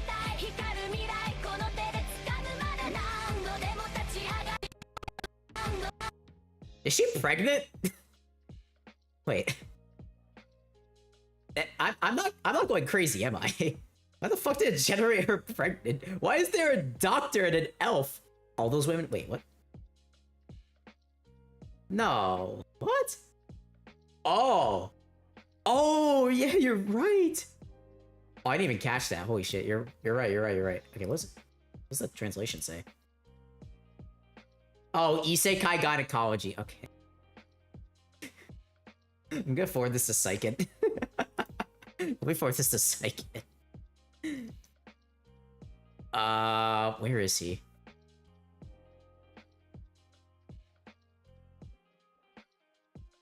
Okay, I forwarded it to him. Let's see what he says.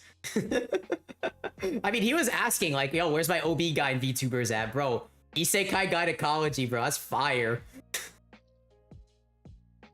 It's so cursed. I mean, we did just see Mpreg Sonic, so that could be more cursed than what we just saw, but... I want to wash my eyes after seeing that Mpreg video, I'm not gonna lie. Alright. Bob Ross, Sora, interesting. What's this? Private Pikachu, stay low! Oh, they removed the watermark from the Sora thing. Alright, yeah. Okay, well, that's pretty much it. I mean, I don't want to go... It's cursed because all the pregnant women would join his harem after delivery. You're actually not wrong. That is what the anime might become, I'm not gonna lie. Holy shit, you're actually not wrong. God damn. Wait. You're onto something, Maddie. You're actually onto something with that. Holy shit. You're a genius. Okay, alright, that's enough Sora for now. So let's switch gears. If you guys want me to check out something, I'll be happy to. I'd also bet money that I'd breastfeed from one of Yo, that's going out of anime territory, my friend. Actually, is it going out of anime territory? I don't really know, because there's some, like, shady-ass animes coming out, and yeah, I have watched a couple, I'm sorry. But there are some shady ones coming out, so I don't know. It is not? Alright, fair enough. Sorry. I don't know what is wrong with me. The vending machine. Really? The vending machine Isekai had that stuff? Oh man. The vending machine. I know what the vending machine Isekai is. I didn't know it had stuff like that though. That's what I'm saying. I'm just saying we're pushing orbs. Yeah. I know there was like that magical girl anime that was like, you know, not like your standard one, and it had like a bunch of, you know, not safe for work stuff on the actual show. So that's one thing. I know there was that one. And I know Redo of Healer is another one. That one is just cooked. That was just completely cooked. Yeah. Last few isekais I've watched is all very porn. Yeah. Yep. It does feel that way. I agree. I 100% agree on that front. I mean, that is what's making the big bucks nowadays, right? Isekai. So they're probably going to put as much as they can into that genre because I know a lot of people that really, really love isekais in that regard. And they're like, oh my god, he's doing the thing. I don't know. Something like that, you know? Alright, so let's look at the website now. I'm just going to look at the website in the background. Escapism? Yeah, possibly. I feel like, I wonder if I should ask Lev about that, because, like, what do you think about isekai anime getting so popular? What's anything psychiatric knowledge you could delve in my favor? That might be helpful.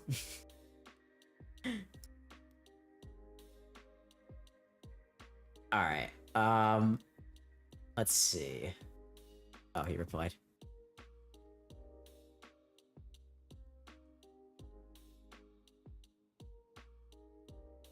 Okay. Alright, so what we need to do is fix this blog post specifier, and we need to change it to, you know, something else. Because one thing in the website is I used to write a blog, right? Like a few posts, but now it's kind of gone into the wayside. So what I need to do is just repurpose this such that it applies to all of my subsites. So let me just show you what I mean. Okay, so let me go into the browser here. There's Twitter. Alright, so let's go to my websites. Wow, it's me. So we go to Monami's webpage, just as an example. I show this page a lot. So all of this formatting, like the portrait with the underline, overview, socials, etc., all of this is just like a standard CSS class, right? So when you apply that CSS class to the top level element, it basically causes the entire page to apply that style. So that's how it works. Well, let me resize this such that it fits. There we go. All right, so yeah, that's how the blog post class works. So we're gonna want to edit this so that's not exactly a blog post, but still has the same, you know, feeling. All right, so let's just search this. CSS is suffering. Hey Doc, how you doing? The CSS GIF. Actually, I'll forward the GIF in the club chat. Hold on. Where is it? There you go. If you guys want to look in club chat, this is what CSS feels like. The Family Guy one. Yep. How you doing, man? Hopefully everything's good. I know you probably had work today. Must have been a busy man, busy man. Or you didn't have work today. Off a 12-hour shift. Yep. Welcome to hospital. Oh yeah, I want to talk about the psych unit. You guys want to hear about that? I'll work on the website, but do you guys want to hear about my experiences in the psych unit? Like, nothing too crazy, but I'd be down to chat about it. Let's just change this to yes. Okay, sure. All right, so let's actually do this in VS Code because I don't really need to do the iPad for this. So the psych unit is one of the most unique experiences you'll have in a hospital because honestly, unless you know someone who's admitted in the unit or someone who's a visitor, most everyday people don't really get to see a psych unit, right? So most everyday people, it's like a very restricted area. So what you'll generally see in the psych unit is, you know, people with different types of mental conditions. That could be like depression, schizophrenia, bipolar. There could also be drug abuse. So rehab is done there. There's also, let me think.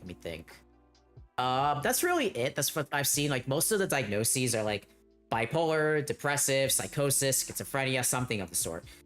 And the psychosis usually do something like alcohol, or depression is, you know, so psychosis is another thing, bipolar, drug abuse.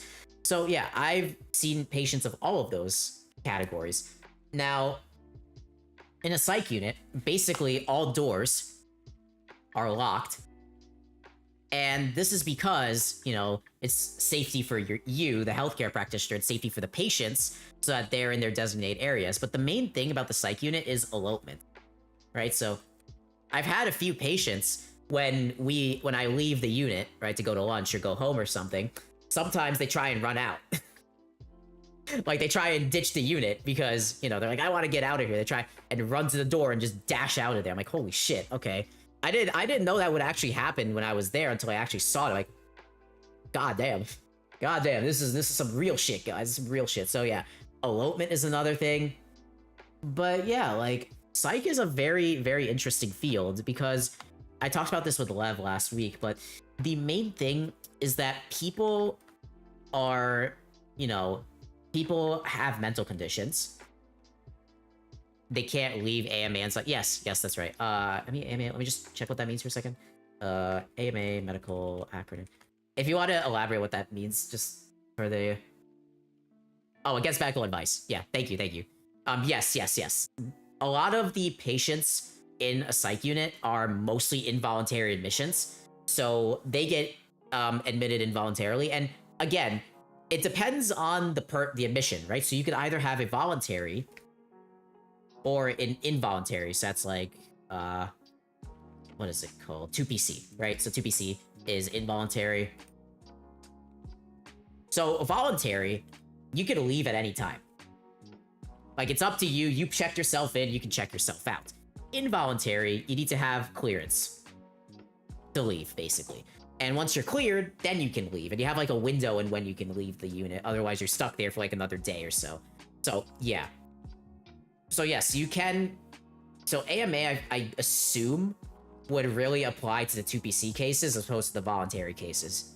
And also, like, if you're on a 2PC, a patient can take you to court, and they can argue their way out of the unit. So that's another thing they can do. It happens. It happens a lot. But yeah, that's another thing that I've observed. But yeah, like, the psych unit is quite literally... Sorry, the music is a bit distracting for me. Let me turn it down. The psych unit is quite literally just, you know, you wake up, do activities, then, you know, lunch, visitation, sleeping, calling loved ones, friends.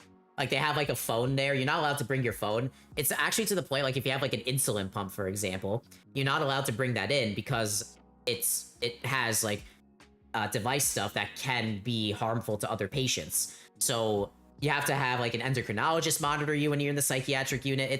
It's a very, very involved process because you're basically got almost nothing but your clothes. That's it. and all of your belongings are confiscated, basically. So that's how it works. But yeah, so that's what I've seen in the psych unit. Of course, I'm not going to elaborate on any specific cases, but there is some crazy stuff that happens there, right? And crazy, not to talk about the patients, obviously. That's a word you usually don't say with this type of stuff. But, like, there's sometimes pounding on the walls. There's sometimes people just acting out, saying racist remarks. Sometimes people doing stuff that they really shouldn't be doing. And there's a lot of moving, a lot of stern talking. Honestly, the attendings are saints. I have no idea how they are able to work with this type of stuff. Personally, I say again, psych is not for me. It's not my thing. Not too interested. And I applaud people who, you know, are interested in it, because it is a very, very different... Like, you know how medicine requires a certain level of tolerance? Psych requires, like, a different set of tolerance to certain types of things. And I personally don't I had kind of semi-have that, but I don't have, like, all of it. So, yeah. But yeah, psych is interesting. Psych is very, very interesting. That's for sure. Anyways, apologies for rambling like that, but... Yeah, the work is necessary, but don't think... Exactly, right? I know people, like, I know Lev, that's one person, but I know people that are also psych nurses, right? And they'd say, like, you need to have, like, a sort of emotional detachment or some sort of emotional shield or tolerance to this type of work, because it definitely does eat away at you personally. Like, you know, you have, like, you can have medical student disease where you start diagnosing yourself with conditions. That's another possible thing. But yeah.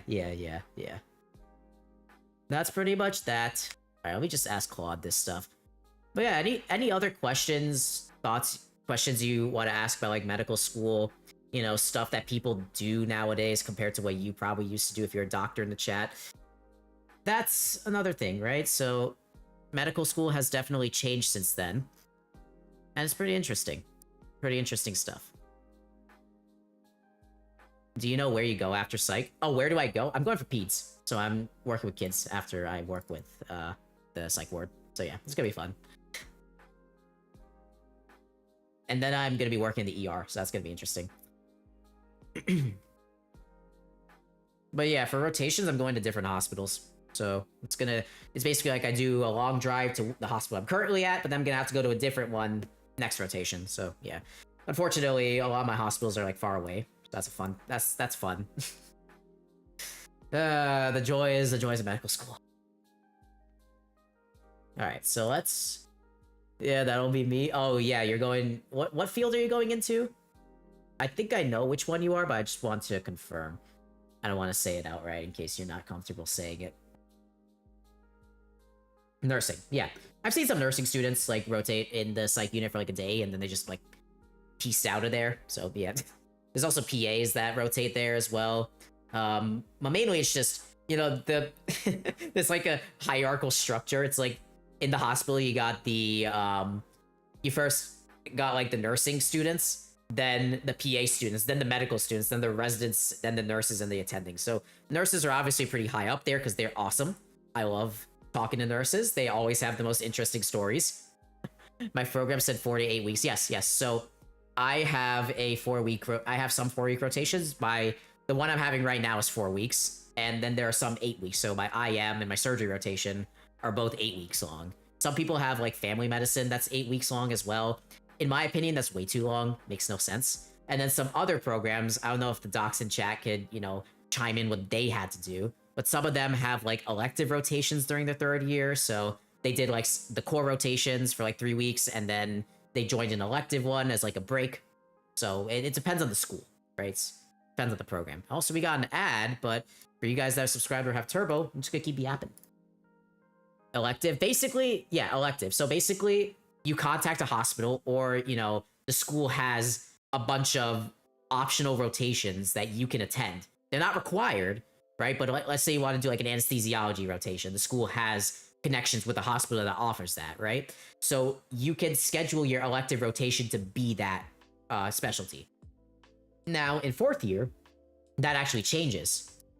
Because in 4th year, you get to choose, like, where you want to go, either for, like, residency applications or, like, you want to rotate there as an audition. Okay, sounds like one of my docs does. Bro always has 1 to 3 students with him. Yeah. So that's what they do. So I will be one of those students with an attending or a resident just looking at the patient, asking questions, whatever. And, you know, usually I'm like a fly on the wall. I don't really do too much because like I usually have the resident ask the questions. That's what they're there for. But otherwise, I just ask the questions myself. And one thing that's very cool with patient interviewing, in my opinion, is like some rotations, they don't have residents, right? So it's just the attending and then me. I'm just one lower down. So instead of the resident going in to interview the patient, I'm the one that's going in to interview the patient and reporting to the attending. So it's a different story in that case where I'm doing more work, but I am getting more learning experience out of it and learning how to do history and stuff like that. So it's fun. It's an interesting experience. I recommend it for pretty much everyone that's going into the... I recommend, you know, seeing different, you know, how would I say, different patient care settings, like you have inpatient, outpatient, whatever. So yeah, it is definitely interesting. I no longer make blog posts. How can search the code base and see what I should name this CSS class? Should I make this... I'm asking Claude this, by the way. Should I make this class? Should I even keep this global CSS class? Okay, so let's see what it says. But yeah. That is how the last 2 years of my medical school is gonna go, and the next thing you know, woo, I'm a doctor. Wow, your dumbass VTuber here is a doctor. Wow.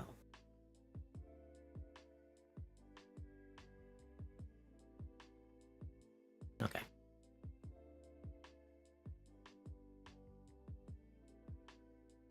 Do you know what kind of doctoring you want to do?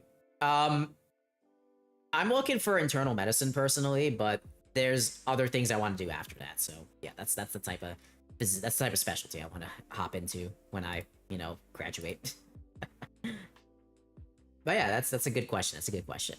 I mean, yeah, there's a lot of specialties, and IM is the specialty where you could go into IM and then you could go somewhere else after that. So GI, cardio, allergy, immunology, rheumatology, like all of these different specialties, even nephrology, that comes from IM. So if you're really like stuck on what do I want to do with my life, you could just either specialize further, or you could just stay in IM and work in a hospital, or you could just work outpatient, have a private practice, primary care, or whatever. It's like in that sense. So it's very flexible.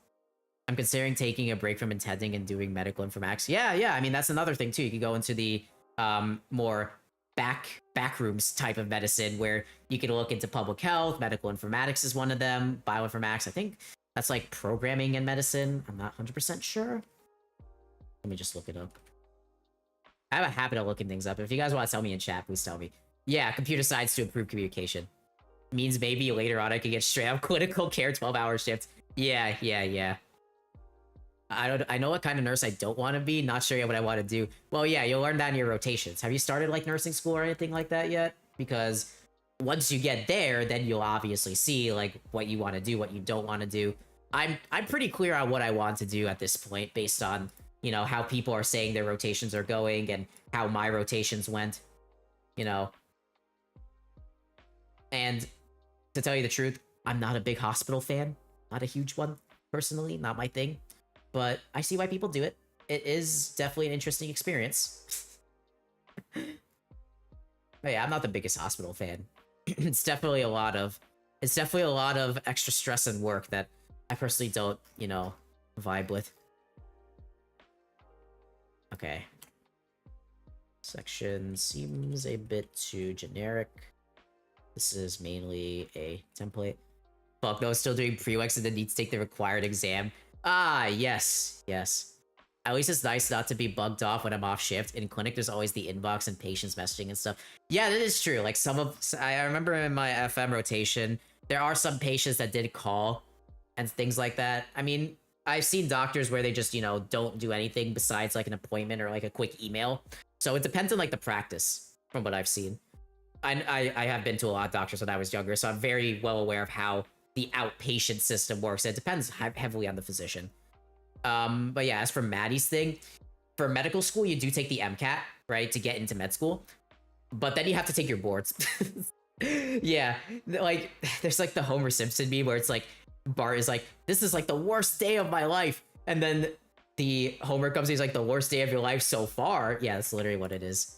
He's going for it associates with the BSN. There's one program in my area I can attend. If they don't take me, then hello, student loan debt. Yeah, welcome to... Yeah, in medical school, I think it's just like a rite of passage to get student loan debt at this point. But yeah. Yeah, hopefully you get in, dude. I'm rooting for you. Study hard, ace the test, beat the shit out of it, and you'll be good to go, you know? Yeah, of course. I'm happy to support. For anybody who's going for very interesting stuff, you know? Very interesting stuff. Okay. LIP. Alright, so I'm gonna get rid of these list stylings here. I'm also gonna get rid of this block quote styling. We don't need that. What's the paragraph styling? Let me see. So we don't need these block quotes, but we do need these paragraphs. Okay. Competition is it always is, man. I'm in a program, right? I'm in a medical program where I have 3 years undergrad, 4 years medical school, and it was competitive. Yeah, all those programs are competitive. My last name is a giveaway. The nursing staff hates Spanish people if we just to rate my professor. Yeah, rate my professor reviews can sometimes be wrong. Like, sometimes I've had professors that were like dead on with the rate my professor reviews, right? And then others were just like, I don't know. I mean, the professor is pretty chill. So yeah, and to be honest, like in medical school, we don't really have rate my professor because like most of it was online. Like all the lectures were online, and it's just like nobody really cares at that point with rate my professor. It's grad school, not necessarily undergrad, so you have a lot more breadth of what you can do. I'm hoping it's wrong. Yeah, hopefully, for your sake. I mean, I personally wouldn't be afraid of my last name. Like, I don't fucking care. It's like, I'm stuck with my last name. You can get it changed, but like at the same time, what's the point? You're the person who told me, like, with the VTuber, like, yeah, fuck it, it's your model, it's your last name, so roll with it, man. If the professor's a dick, then I don't know, just sit in the class, learn what you can, and then, you know, get the fuck out. I've had professors that were dicks, and I learned what I could, I got the grades I needed, and I got out of the class. That's pretty much it. So yeah. Let's see if I can fix any of these. So, oh, I see what I'm doing here. So I'm applying this to all of the headings, then I'm applying it to only H1 and H1. Okay, so that's how CSS works. So cascading style sheets, right? So for docs specifically, you have all these headings, and then you basically, as you go down in the CSS, it is basically starting from this base, and then it applies this thing, and then it applies this thing, and then it keeps going. So that's like a little CSS trick that you probably could know. I have a theater degree. I have my share of dick professors. Okay, fair enough. I just plan on keeping my head down. You should, right? Like, there are two types of students, right? There's the gunner, the person that's like kissing up to the professors and stuff like that. You know those people. And kissing up to the professors, jumping on every possible opportunity, filling up their schedule, and doing nothing but school. That's the gunner. And then there's the people that are just backbenchers. That's what they call them in India, right? That's what a bunch of people I heard, like backbenchers. They just sit in the back. They just, keep their head down. They study. They do their stuff. And they, participate in things, but they're not, like, really well seen, if you know what I mean. So, yeah. Nah, I gotta stay in the middle. Yeah, exactly, right? You do gotta stay in the middle in this case. Like, you are doing... it's, like, more of the backbencher sort of thing, where you are... pick and choose when to participate, do well, but stay quiet. Yeah, exactly. That's what I do. That's what I do. I mean, people know who I am in the school. Don't backstab, but also don't take shit. Yeah, the backstabbing in school is, in my opinion, stupid. I'm lucky because my school is full of people that, want you to do well. Everybody is working together in my class, so, like, for the most part. Nurses eat their young. Yeah, it sucks, dude. Like, in my case, I mean, I know that happens in some medical schools where it's, like, hyper-competitive to the point where everybody is backstabbing each other and they're hurting each other. In my school, at least, everybody's supportive. People are not, like... as long as you're not a dick to someone else, people, we're trying to, tell how the tests work or how the, different parts of the assignment works, or teaching techniques to each other if we're ever stuck, or talking about rotation spots. So it is a very different experience to, like, it's backstabbing. Everyone's out to get you. No, that's not happening in my school. That's good. Yeah, it's very good. I really enjoy that aspect of my school. Everybody is working together so that we all graduate in the end, which is good, which I like. I refuse to participate in drama. Yeah. Same with VTuber drama, right? It's just high school bullshit, man. It feels like, I don't know. I don't like the high school nonsense. 30, I'm tired. Yeah, I'm much younger than that. I'm sorry, I'm much younger than that. So I'm just getting started. But by the time I become a doctor, I'll be 30. Like a full-fledged doctor, I'll probably be like in their 30s. I know a lot of the doctor and healthcare VTubers are in their 30s. No shade, obviously. But yeah. It is most definitely a very arduous career. They're attending, exactly, they're mainly attending. There are med student VTubers, but they've mainly just fallen off the face of the earth because they got too busy. I could probably talk about why I'm not as busy and how I manage myself, but that's a different story for a different day. So let's correct this.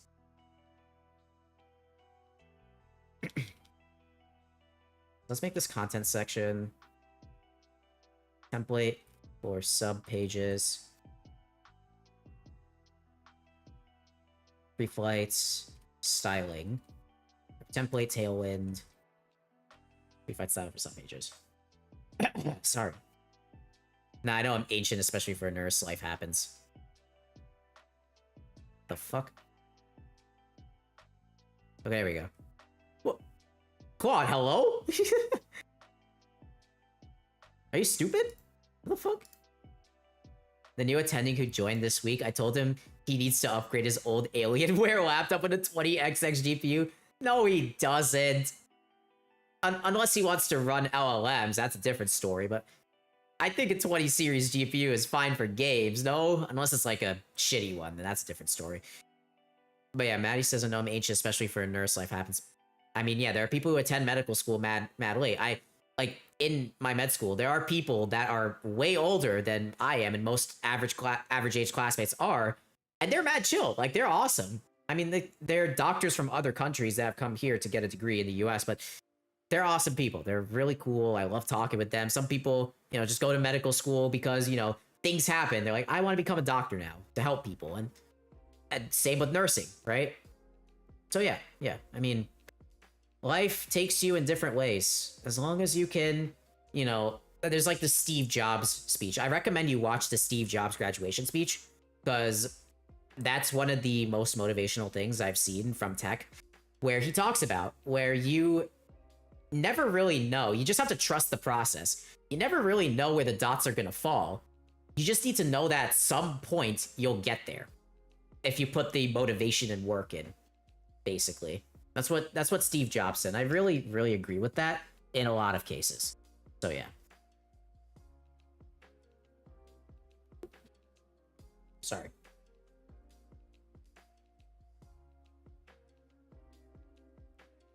What's tailwind typography? Oh, article. Yeah, that works. Tailwind typography. What the fuck is that? Beautiful typographic defaults for HTML you don't have to control. Okay, what is this? Let's see. So we have an article. A plugin that gives you what you actually want for Tailwind. So the official Tailwind CSS typography plugin provides a set of prose classes to which you can add a beautiful typographic defaults to any vanilla HTML that you don't control, like HTML rendered from Markdown or pulled from a CMS. To see what it looks like in action, check out a live demo on Tailwind Play. Let me check that. I don't have this open because I'm just taking a look and seeing what it looks like, but let's see. Okay. Interesting. So this is what it looks like. Hold on. So basically, I have a generic class for all those subpages, right? I showed you guys this. So this is what Tailwind typography fixes. This is interesting. Okay. Let's see. Nested lists, yada yada yada. And this is like... Okay, I'll look into this actually. Let's see what this does. So it adds a set of prose classes. You install it, then you add the plugin to the style CSS file. Add it to the plugins and Tailwind CSS thing. Now you can use prose to add any sensible typography. Now the question is is prose basically just like always gonna look like this? Probably is. So maybe I will add my own prose class, but let's see. Utility, prose lead, prose H1. So you can add all of the prose classes here. Okay, max width. Undoing typography styles, custom color themes, default class names, customizing the CSS. Okay, yeah, there's just a lot of extra stuff in here. Okay, yeah, that's whatever. I'm just gonna name my existing stuff to prose, because like that's probably the better idea to do. So let's just change content section to prose. Okay, beautiful. So let's make that prose. I'm gonna go into blog post and replace that with prose. Okay, here we go. Cool. So let's just do that for all of them. And let's do replacement. All right, so all that's saved. Should be. Now let me just run the website. Okay. All right, now we're good to go. Okay, so the website's all set up. We should be good there. And oh, wow. I'm leaking my IP, guys. My localhost 3000. What the fuck? All right. Let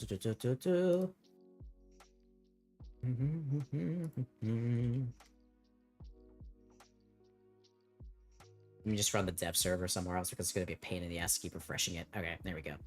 All right. So dev server is running. Localhost 3000. Okay. Did it load? Yeah, okay, good. Okay. That's not it. This is it. Okay, found it. Oh, man. Okay, so localhost 3000 / monomy. Let's see if the prose applied as it should. Yep, perfect. So it applied properly, which is good. Okay. And the reason why I fixed this here. So, okay, so here's what it looks like right now. Do you guys think I should just put the socials straight up under Monomy's image here? I could do that. Let me show you guys how it would look. Hold on. Let's see. So, Monomy. So this is like the Monomy website. You can see there's like a lot of stuff here. I made a bunch of components and things like that, so it is interesting. But let's grab this div. How to center a div. Tutorial. Use a flex. Otherwise, you are a stupid idiot. All right. So div. Then we have the portrait. We have the image. And then let's just try tossing this here and see what happens. Yeah, so... Okay. Do you guys like this more? Or do you like the other version where I just had like a socials heading? So basically you have the portrait, and then we just have all the social icons here. And for, yeah, there's my cursor. So when I hover over it, it shows the different icons like I have on my homepage. What do you guys think? Let me try viewing it on a mobile device, actually. So this is what it'll look like on a phone. Right, so I resize the icons and such that it looks like that. And then let's say you're on like a specific... This is like a landscape phone. It'll look like this. And then this is... Okay, I feel like the socials here is better. Because, you know, whenever you load the actual website, it can and will always be there. Yeah, so let's keep it like that. How do you guys like the responsive design, though? I took a lot of time making it. It looks pretty cool, though. I love it. So yeah, you can see that you scroll down, the gallery is here. You have Bluedale, you have the background of Monomy, demographics, content, overview, and probably I'll include a link to like my stream schedule in the content section, because as I stated in like the last stream, I want to, you know, clean up the website. Then I also want to make like an interactive stream schedule, because I'm good at UI, like decent, not amazing. I'm decent at UI. I'm not a graphic designer. That is not my forte. I'm not an artist, but I am a programmer. Doesn't include the Monomy ST card. No, it doesn't. That's in my files website still. I might add it. This is just Monomy's lore. This is not like any of the files and things like that. I actually still need to remake the Monomy Silly Tavern card. If anything, I probably should edit it on stream. I don't know if you guys would be interested in me editing the LLM character card. That would be cool. But yeah, here's the background of Monomy. I'll probably reveal this in more like a lore review stream. But yeah, I'm very proud of what I've made here. This is great. This is great. I rigged this thing up in like a week, I believe, if I'm not mistaken. But yeah, that's what happened. Okay, so we're gonna keep the list here. I'm gonna get rid of the socials header. Okay. And since this has, I'm gonna ask Claude what I should name it, but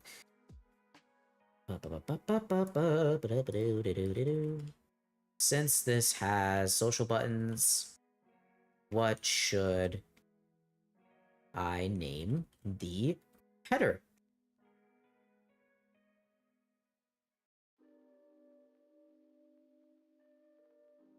Okay, I think it misunderstood. I have the portrait and socials right below the portrait. Let's see what it says now.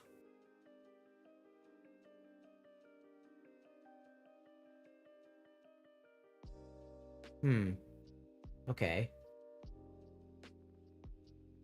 I don't know if it understands. Like, what do you guys think? Do you think just calling the header portrait is fine? Because I think the Twitch, Discord, YouTube, and Twitter buttons are pretty self-explanatory. Yeah, I'll keep it like this. Let's see if I make an H2 with socials. Let's see what that does. So let's do... no, not that. Then we're gonna do... Oh, I already have an H2. Shit. So H3, last name is equal to the blue text. Then we're gonna call it socials.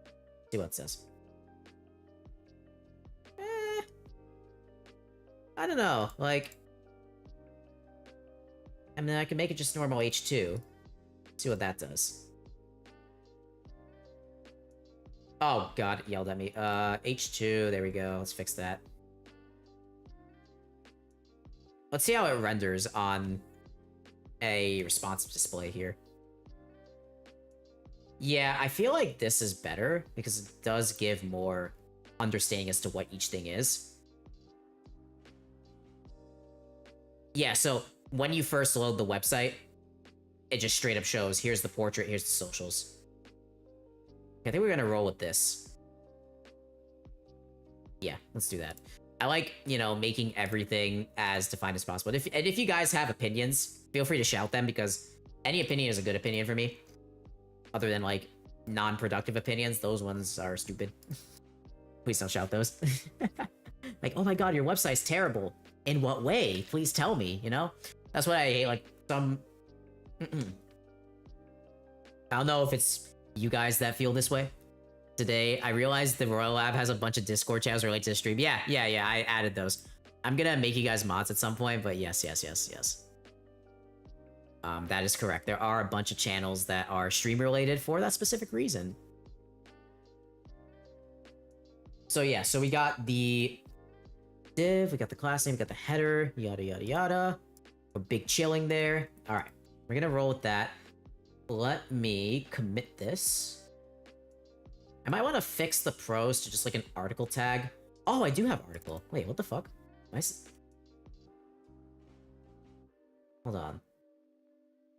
So, oh, this is wrong. Okay, hold on 1 second, guys. Let me just see something here. So I got the article tag. Why don't you just override the article tag? Fuck? What? In this CSS, instead of using the pros class, can't I just override article directly? I don't know, that seems interesting that I'm not doing that.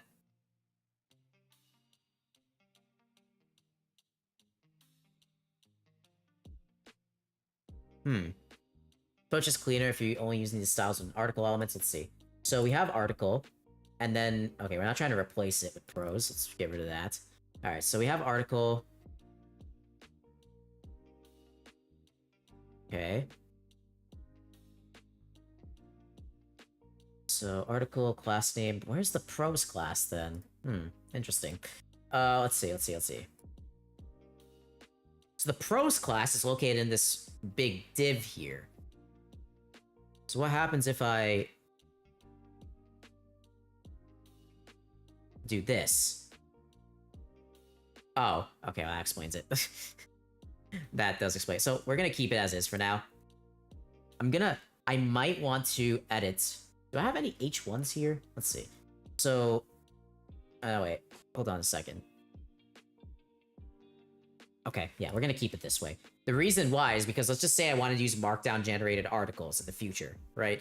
And that's not gonna work out too well because because every article is gonna look like this. I'm not gonna want to do that. So we're gonna stay with this for now. That's a little cleanup we can do.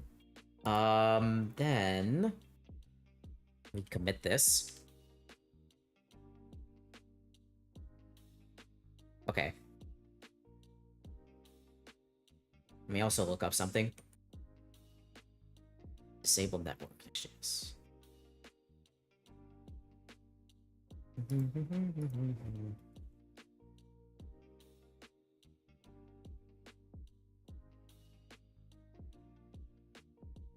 Okay, that's something else. All right, whatever. That's okay.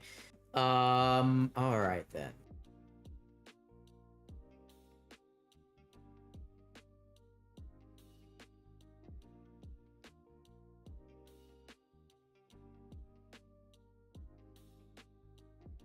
Sorry, I'm just looking up something. Okay, good. I don't know what that thing is then. It's interesting. Alright. So yeah, there's the socials menu fixed. I'm gonna commit this, and then we should be good to go. Sorry, I'm just talking to myself a bit, because I usually do that when I code. Alright, so let's say, site, adjust, blog, post class to pros. Also, edit Monami socials placement. Okay, cool. So that's there. All right, so what else do we want to do for cleanup purposes? The website itself is pretty clean, right? One thing I really should switch to is from Next.js to Vite, because Next.js can be a bit of a pain in the ass at times. I feel like one thing we can look into is in the redirects, right? So one stupid thing, actually, here's one thing that I could do. Let's see. Where's the redirect? Here we go. So you could see here that I just have a bunch of stuff, you know, and the pages, for example, I named the page Monami, right? Whenever I put like Monami with an uppercase, it'll be a 404 because a 404 page, it's case sensitive basically. So let's try this then. Oops. That's not what I want. And then we're going to redirect it to HTTPS, inbri.dev. Oh wait, we could just do /monami.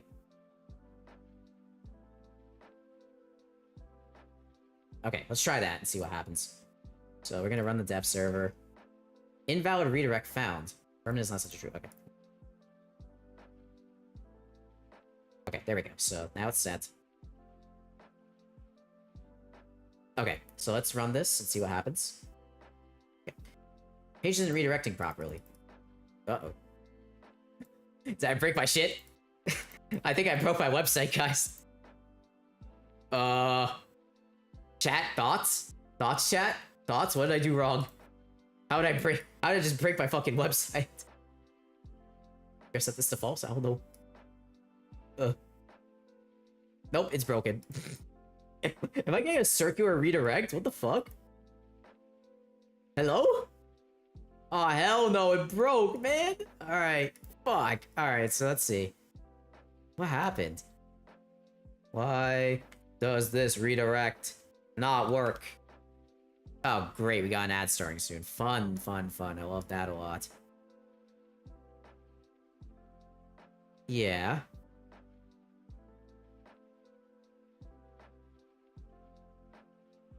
Okay. I basically wanna force... Okay, it looks like it's fine. Make it a permanent redirect, I guess. Which VS Code plugin is this? What do you mean, which VS Code plugin? This is just Next.js. I mean, this is the browser framework. It's not a plugin or anything. Are you asking about the theme? That's a different story. Case sensitive pages. Oh, the Claude integration? Oh, it's just Copilot. It's integrated. Actually, I also have Klein, right? So I can use Claude Code with that. But I'm just using my Copilot thing because it's easier. That's all. Nothing too crazy. So some configures handle the request to be case insensitive. So how do I make cases insensitive?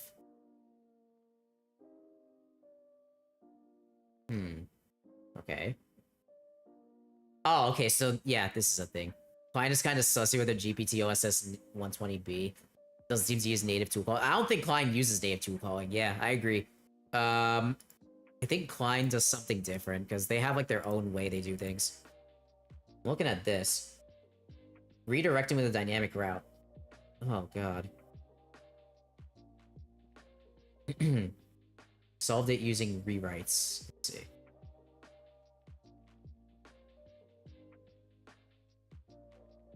What is this? Rewrites allow you to map an incoming request path to a destination path. They act as a URL proxy and mask the destination path. So source is about... Okay, so let's try that. So we use the async rewrites here. We have an async redirects. Okay, so we can make a async... How do I... Okay, so that's being added properly. So we're going to return an array. And this array will contain the source and the destination. That's it. Okay, so let's try that. Okay. Prettier is probably going to kill me right now, so let's fix this. Okay, the source is Monami, and the destination is Monami. Okay, so we're going to get rid of this redirect here. We're going to save this and see if the dev server works. Okay, looks like it works. Now, let me try loading the page. Please? Oh, it worked. Okay, good. We got a load. That's good, that's good. Okay. Sweet. Alright, so let's try capital Monami and see if it worked right. Hey, there we go. That's what I needed. Okay. So I gotta fix this for all of the subpages that could be case insensitive. Oops. Uh-oh. Wait, never mind. Oh, wait, no, that's right. There we go. Hey, how do you guys like that? How do you guys like that? Huh? Looks good, right? I like that. That's a pretty nice feature. Alright, so let's add this in. So... source... / file bridge. Actually, no, I'm not gonna add the file bridge stuff. It's kind of useless. But then we should be good there. Okay, so add the Monami redirect. Redirect. Be case insensitive. Okay, that's done. Then let's just try a build just to see if it's good. Alright. Oh yeah, actually, Maddie, if you're still there, I have a question. Oh, wait, what the fuck? How is nursing, if you know, how is nursing school compared to medical school? In that sense, in terms of intensity, years, stuff like that. If you're still there, that is. If you're not, that's okay. And if you don't know, that's also okay. I'm just asking.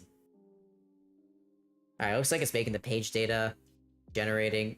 Okay, good. So the SSG worked as expected. Beautiful. Okay.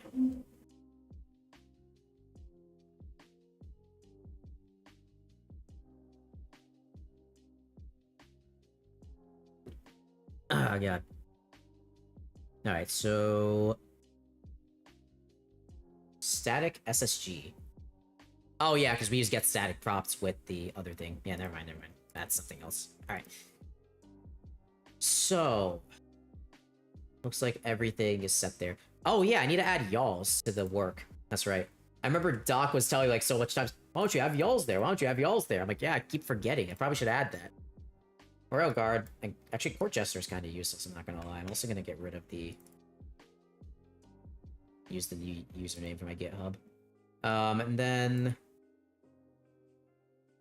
okay, so work hard. Y'alls. And what do I title this thing? The Royal Lab, Yalls. Everybody knows the pensive. We actually have a mascot for our LLM server that uses llama CPP. It's literally just the pensive cowboy emoji because it's called a Yalls. But it's like there's so many llama CPP servers out there that's just like, you know what? This is just yet another one. It's my dumbass opinionated version because I hate all of the other ones. And we're just gonna call it yet another llama CPP server because like, why the fuck do we need another one? That's why. So dumb. So fucking dumb. But yeah. Okay. So we have the URL here. Then what I'm gonna do is let's edit the description. Oh wait, Tabby should probably be the first thing on my list. And maybe I should make it so the GitHub API fetches like the stars on the repository. I don't know. That's something I could do. 100%, not 100% sure. I've been mainly putting more of my stock into the Monami page than anything. So yeah. Oops, I don't think I'm running the dev server. Let me do that. Yeah, I wasn't.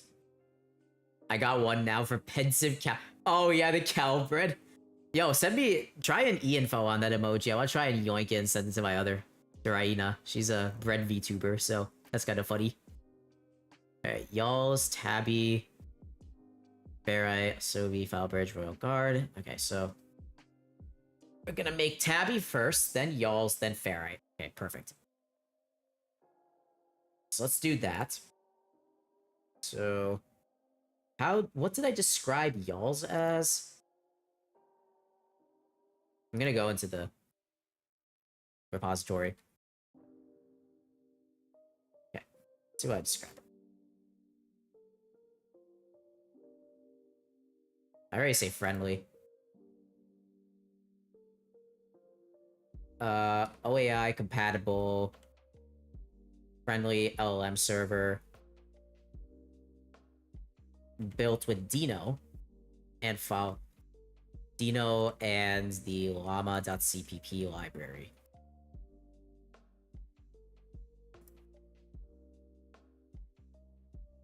We're gonna SEO this shit. It's literally the same thing, except, oh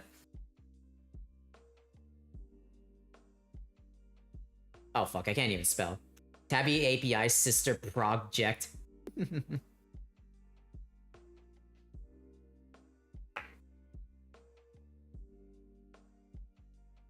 Yeah, that's fine. I need to make a sister project anyway. Alright. Sadly, I've become an SGLang. I mean, it's understandable as to why you are an SGLang user.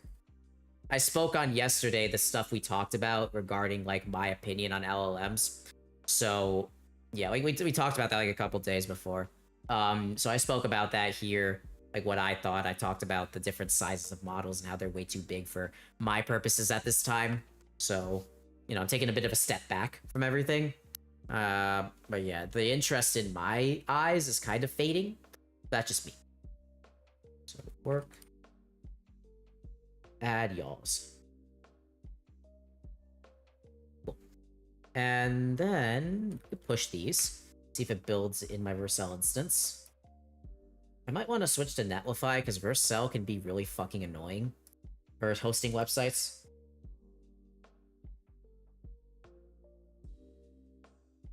Okay, let me actually do this on a different window just because it's a bit sensitive. Okay. Let's see. Is it building? It is building. Yay. Okay. I have a warning. Oh, it's something else. Okay. Alright. Looks like it generated. Beautiful.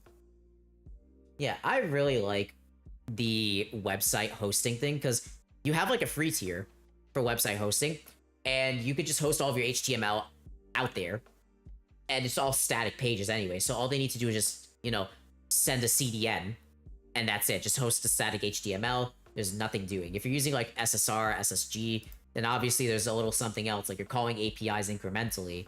That's an issue of its own, but it's not a big one. Let's try redirecting to Monami.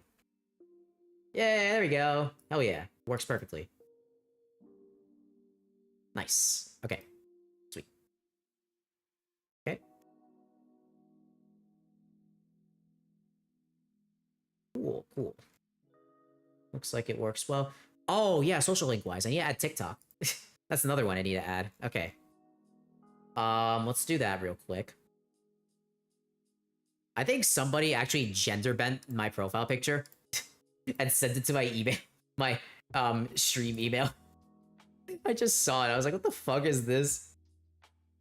All right. I know Min gender bent me, like actually gender bent me.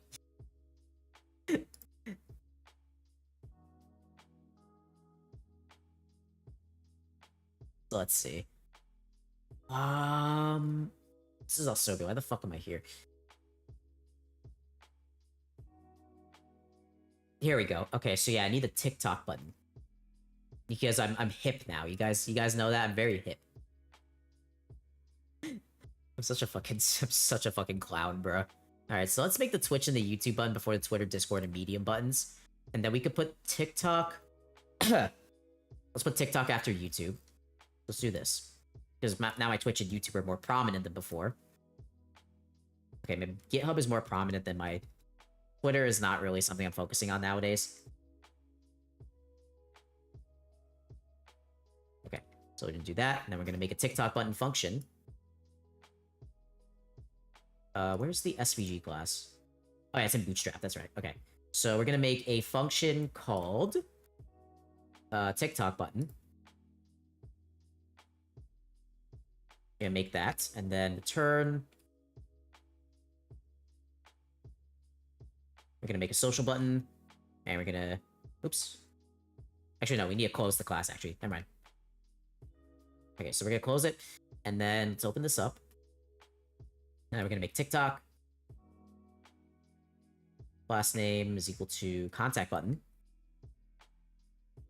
And then hover... What like, when you hover over TikTok, what would it look like? I'm just gonna do pink. Technically, that's what it's like? I don't know. Like, what are the colors of TikTok is what I'm trying to ask.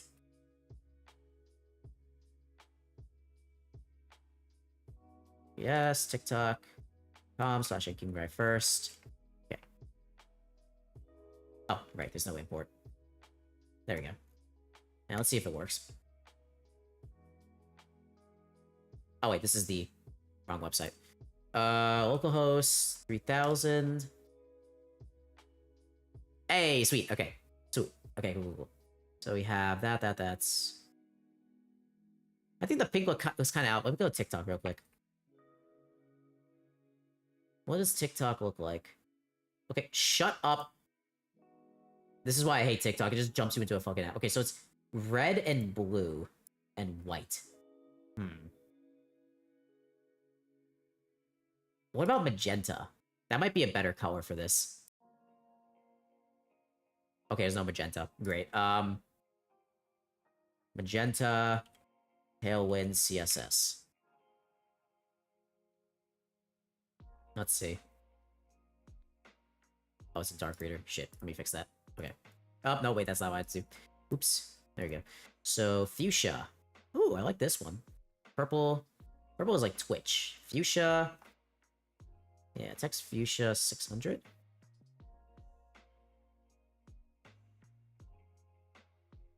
Let's do that instead. See how that looks. Okay, so this is the old post? Yes. A little too deep. So let's make that like 400 maybe, make it a bit lighter. Yeah, there we go. I mean, kinda captures it. Make it 500, see what happens. Fuck it, we can roll with it. That seems fine. This is my TikTok. Yeah. Doing a bit of numbers, but I have no idea if it's gonna go anywhere. We'll see. YouTube is doing way better than TikTok, I'm not gonna lie. I have a ton of socials. Jesus Christ. Alright. The Twitter, Discord, and then that. Okay. So the next thing I need to do is just add this to Monami, because that's also her TikTok, as opposed in addition to mine. So we're gonna add this to the socials. So Twitter, so we're gonna make Twitch and YouTube first. And then TikTok, then Twitter, and then Discord. Okay. Beautiful. And let's go to the Monami page and see what it looks like.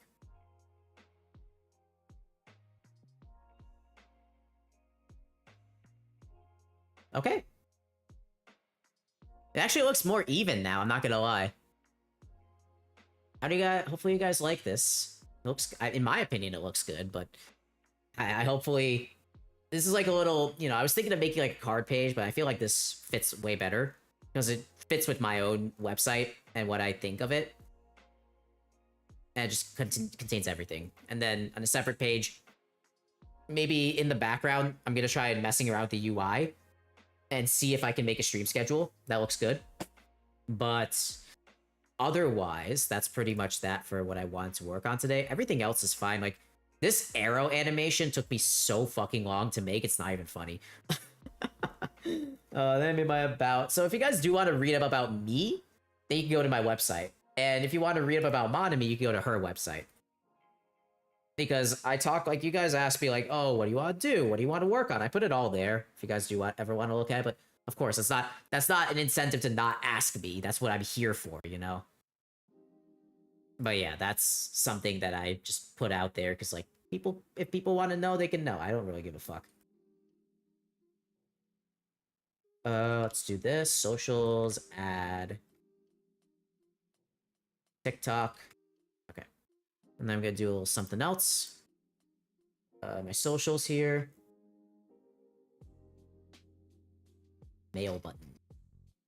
Mail. Here we go. Gonna use a different email.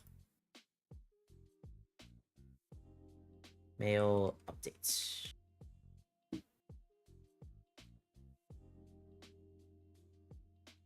Okay.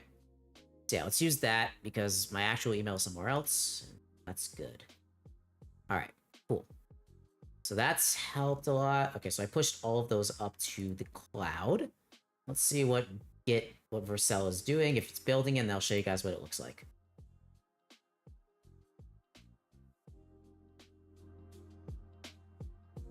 All right, so it's building, I think.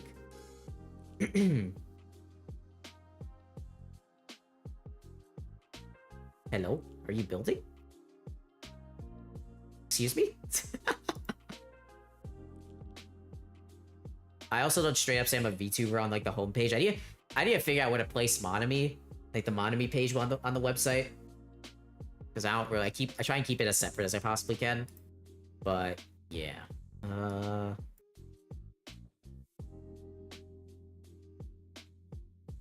Let's see, King site, what does it say? Oh, it built.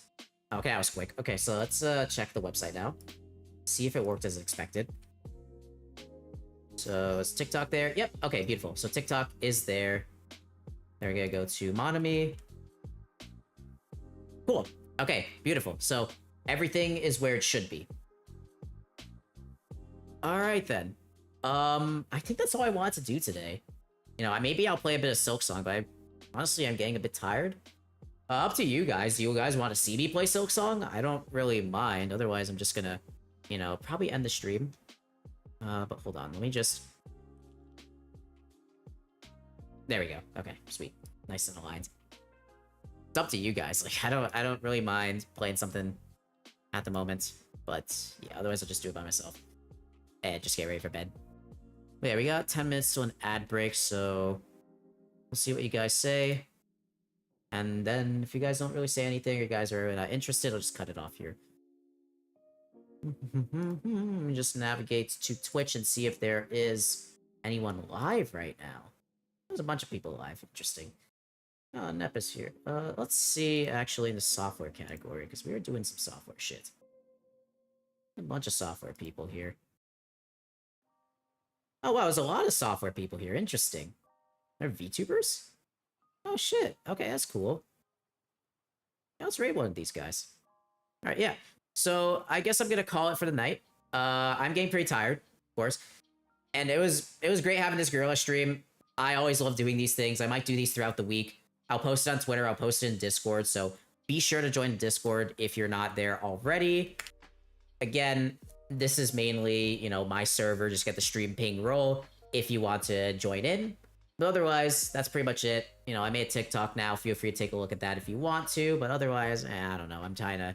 I haven't really done too much in the way of that type of stuff. But otherwise, I'm probably going to call it for the night. And we're just going to be vibing. We're going to be chilling, existing. And I'll see you guys next week. So first, don't go anywhere. I'm just gonna find someone to raid real quick. Are there anybody... I'm just looking for a random person right now. See if I can raid them. Ads, why do you suck? Jesus Christ. Okay. I hate ads so much, dude. They're terrible. Honestly, when it comes to Twitch, please make sure your ads are not pre-roll. Because it's actually going to be terrible. Okay. This person looks like vibes. I'm gonna rate him. Alright, let's do it. Ay. This is also a VTuber.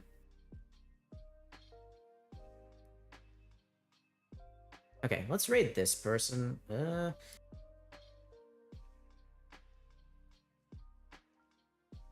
me see. Sorry.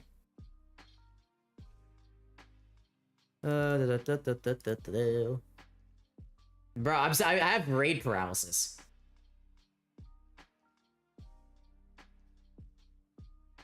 Okay, let's raid this other person. Because they're doing good stuff. Okay, sure. Well, let me raid you? Okay, good. Sweet.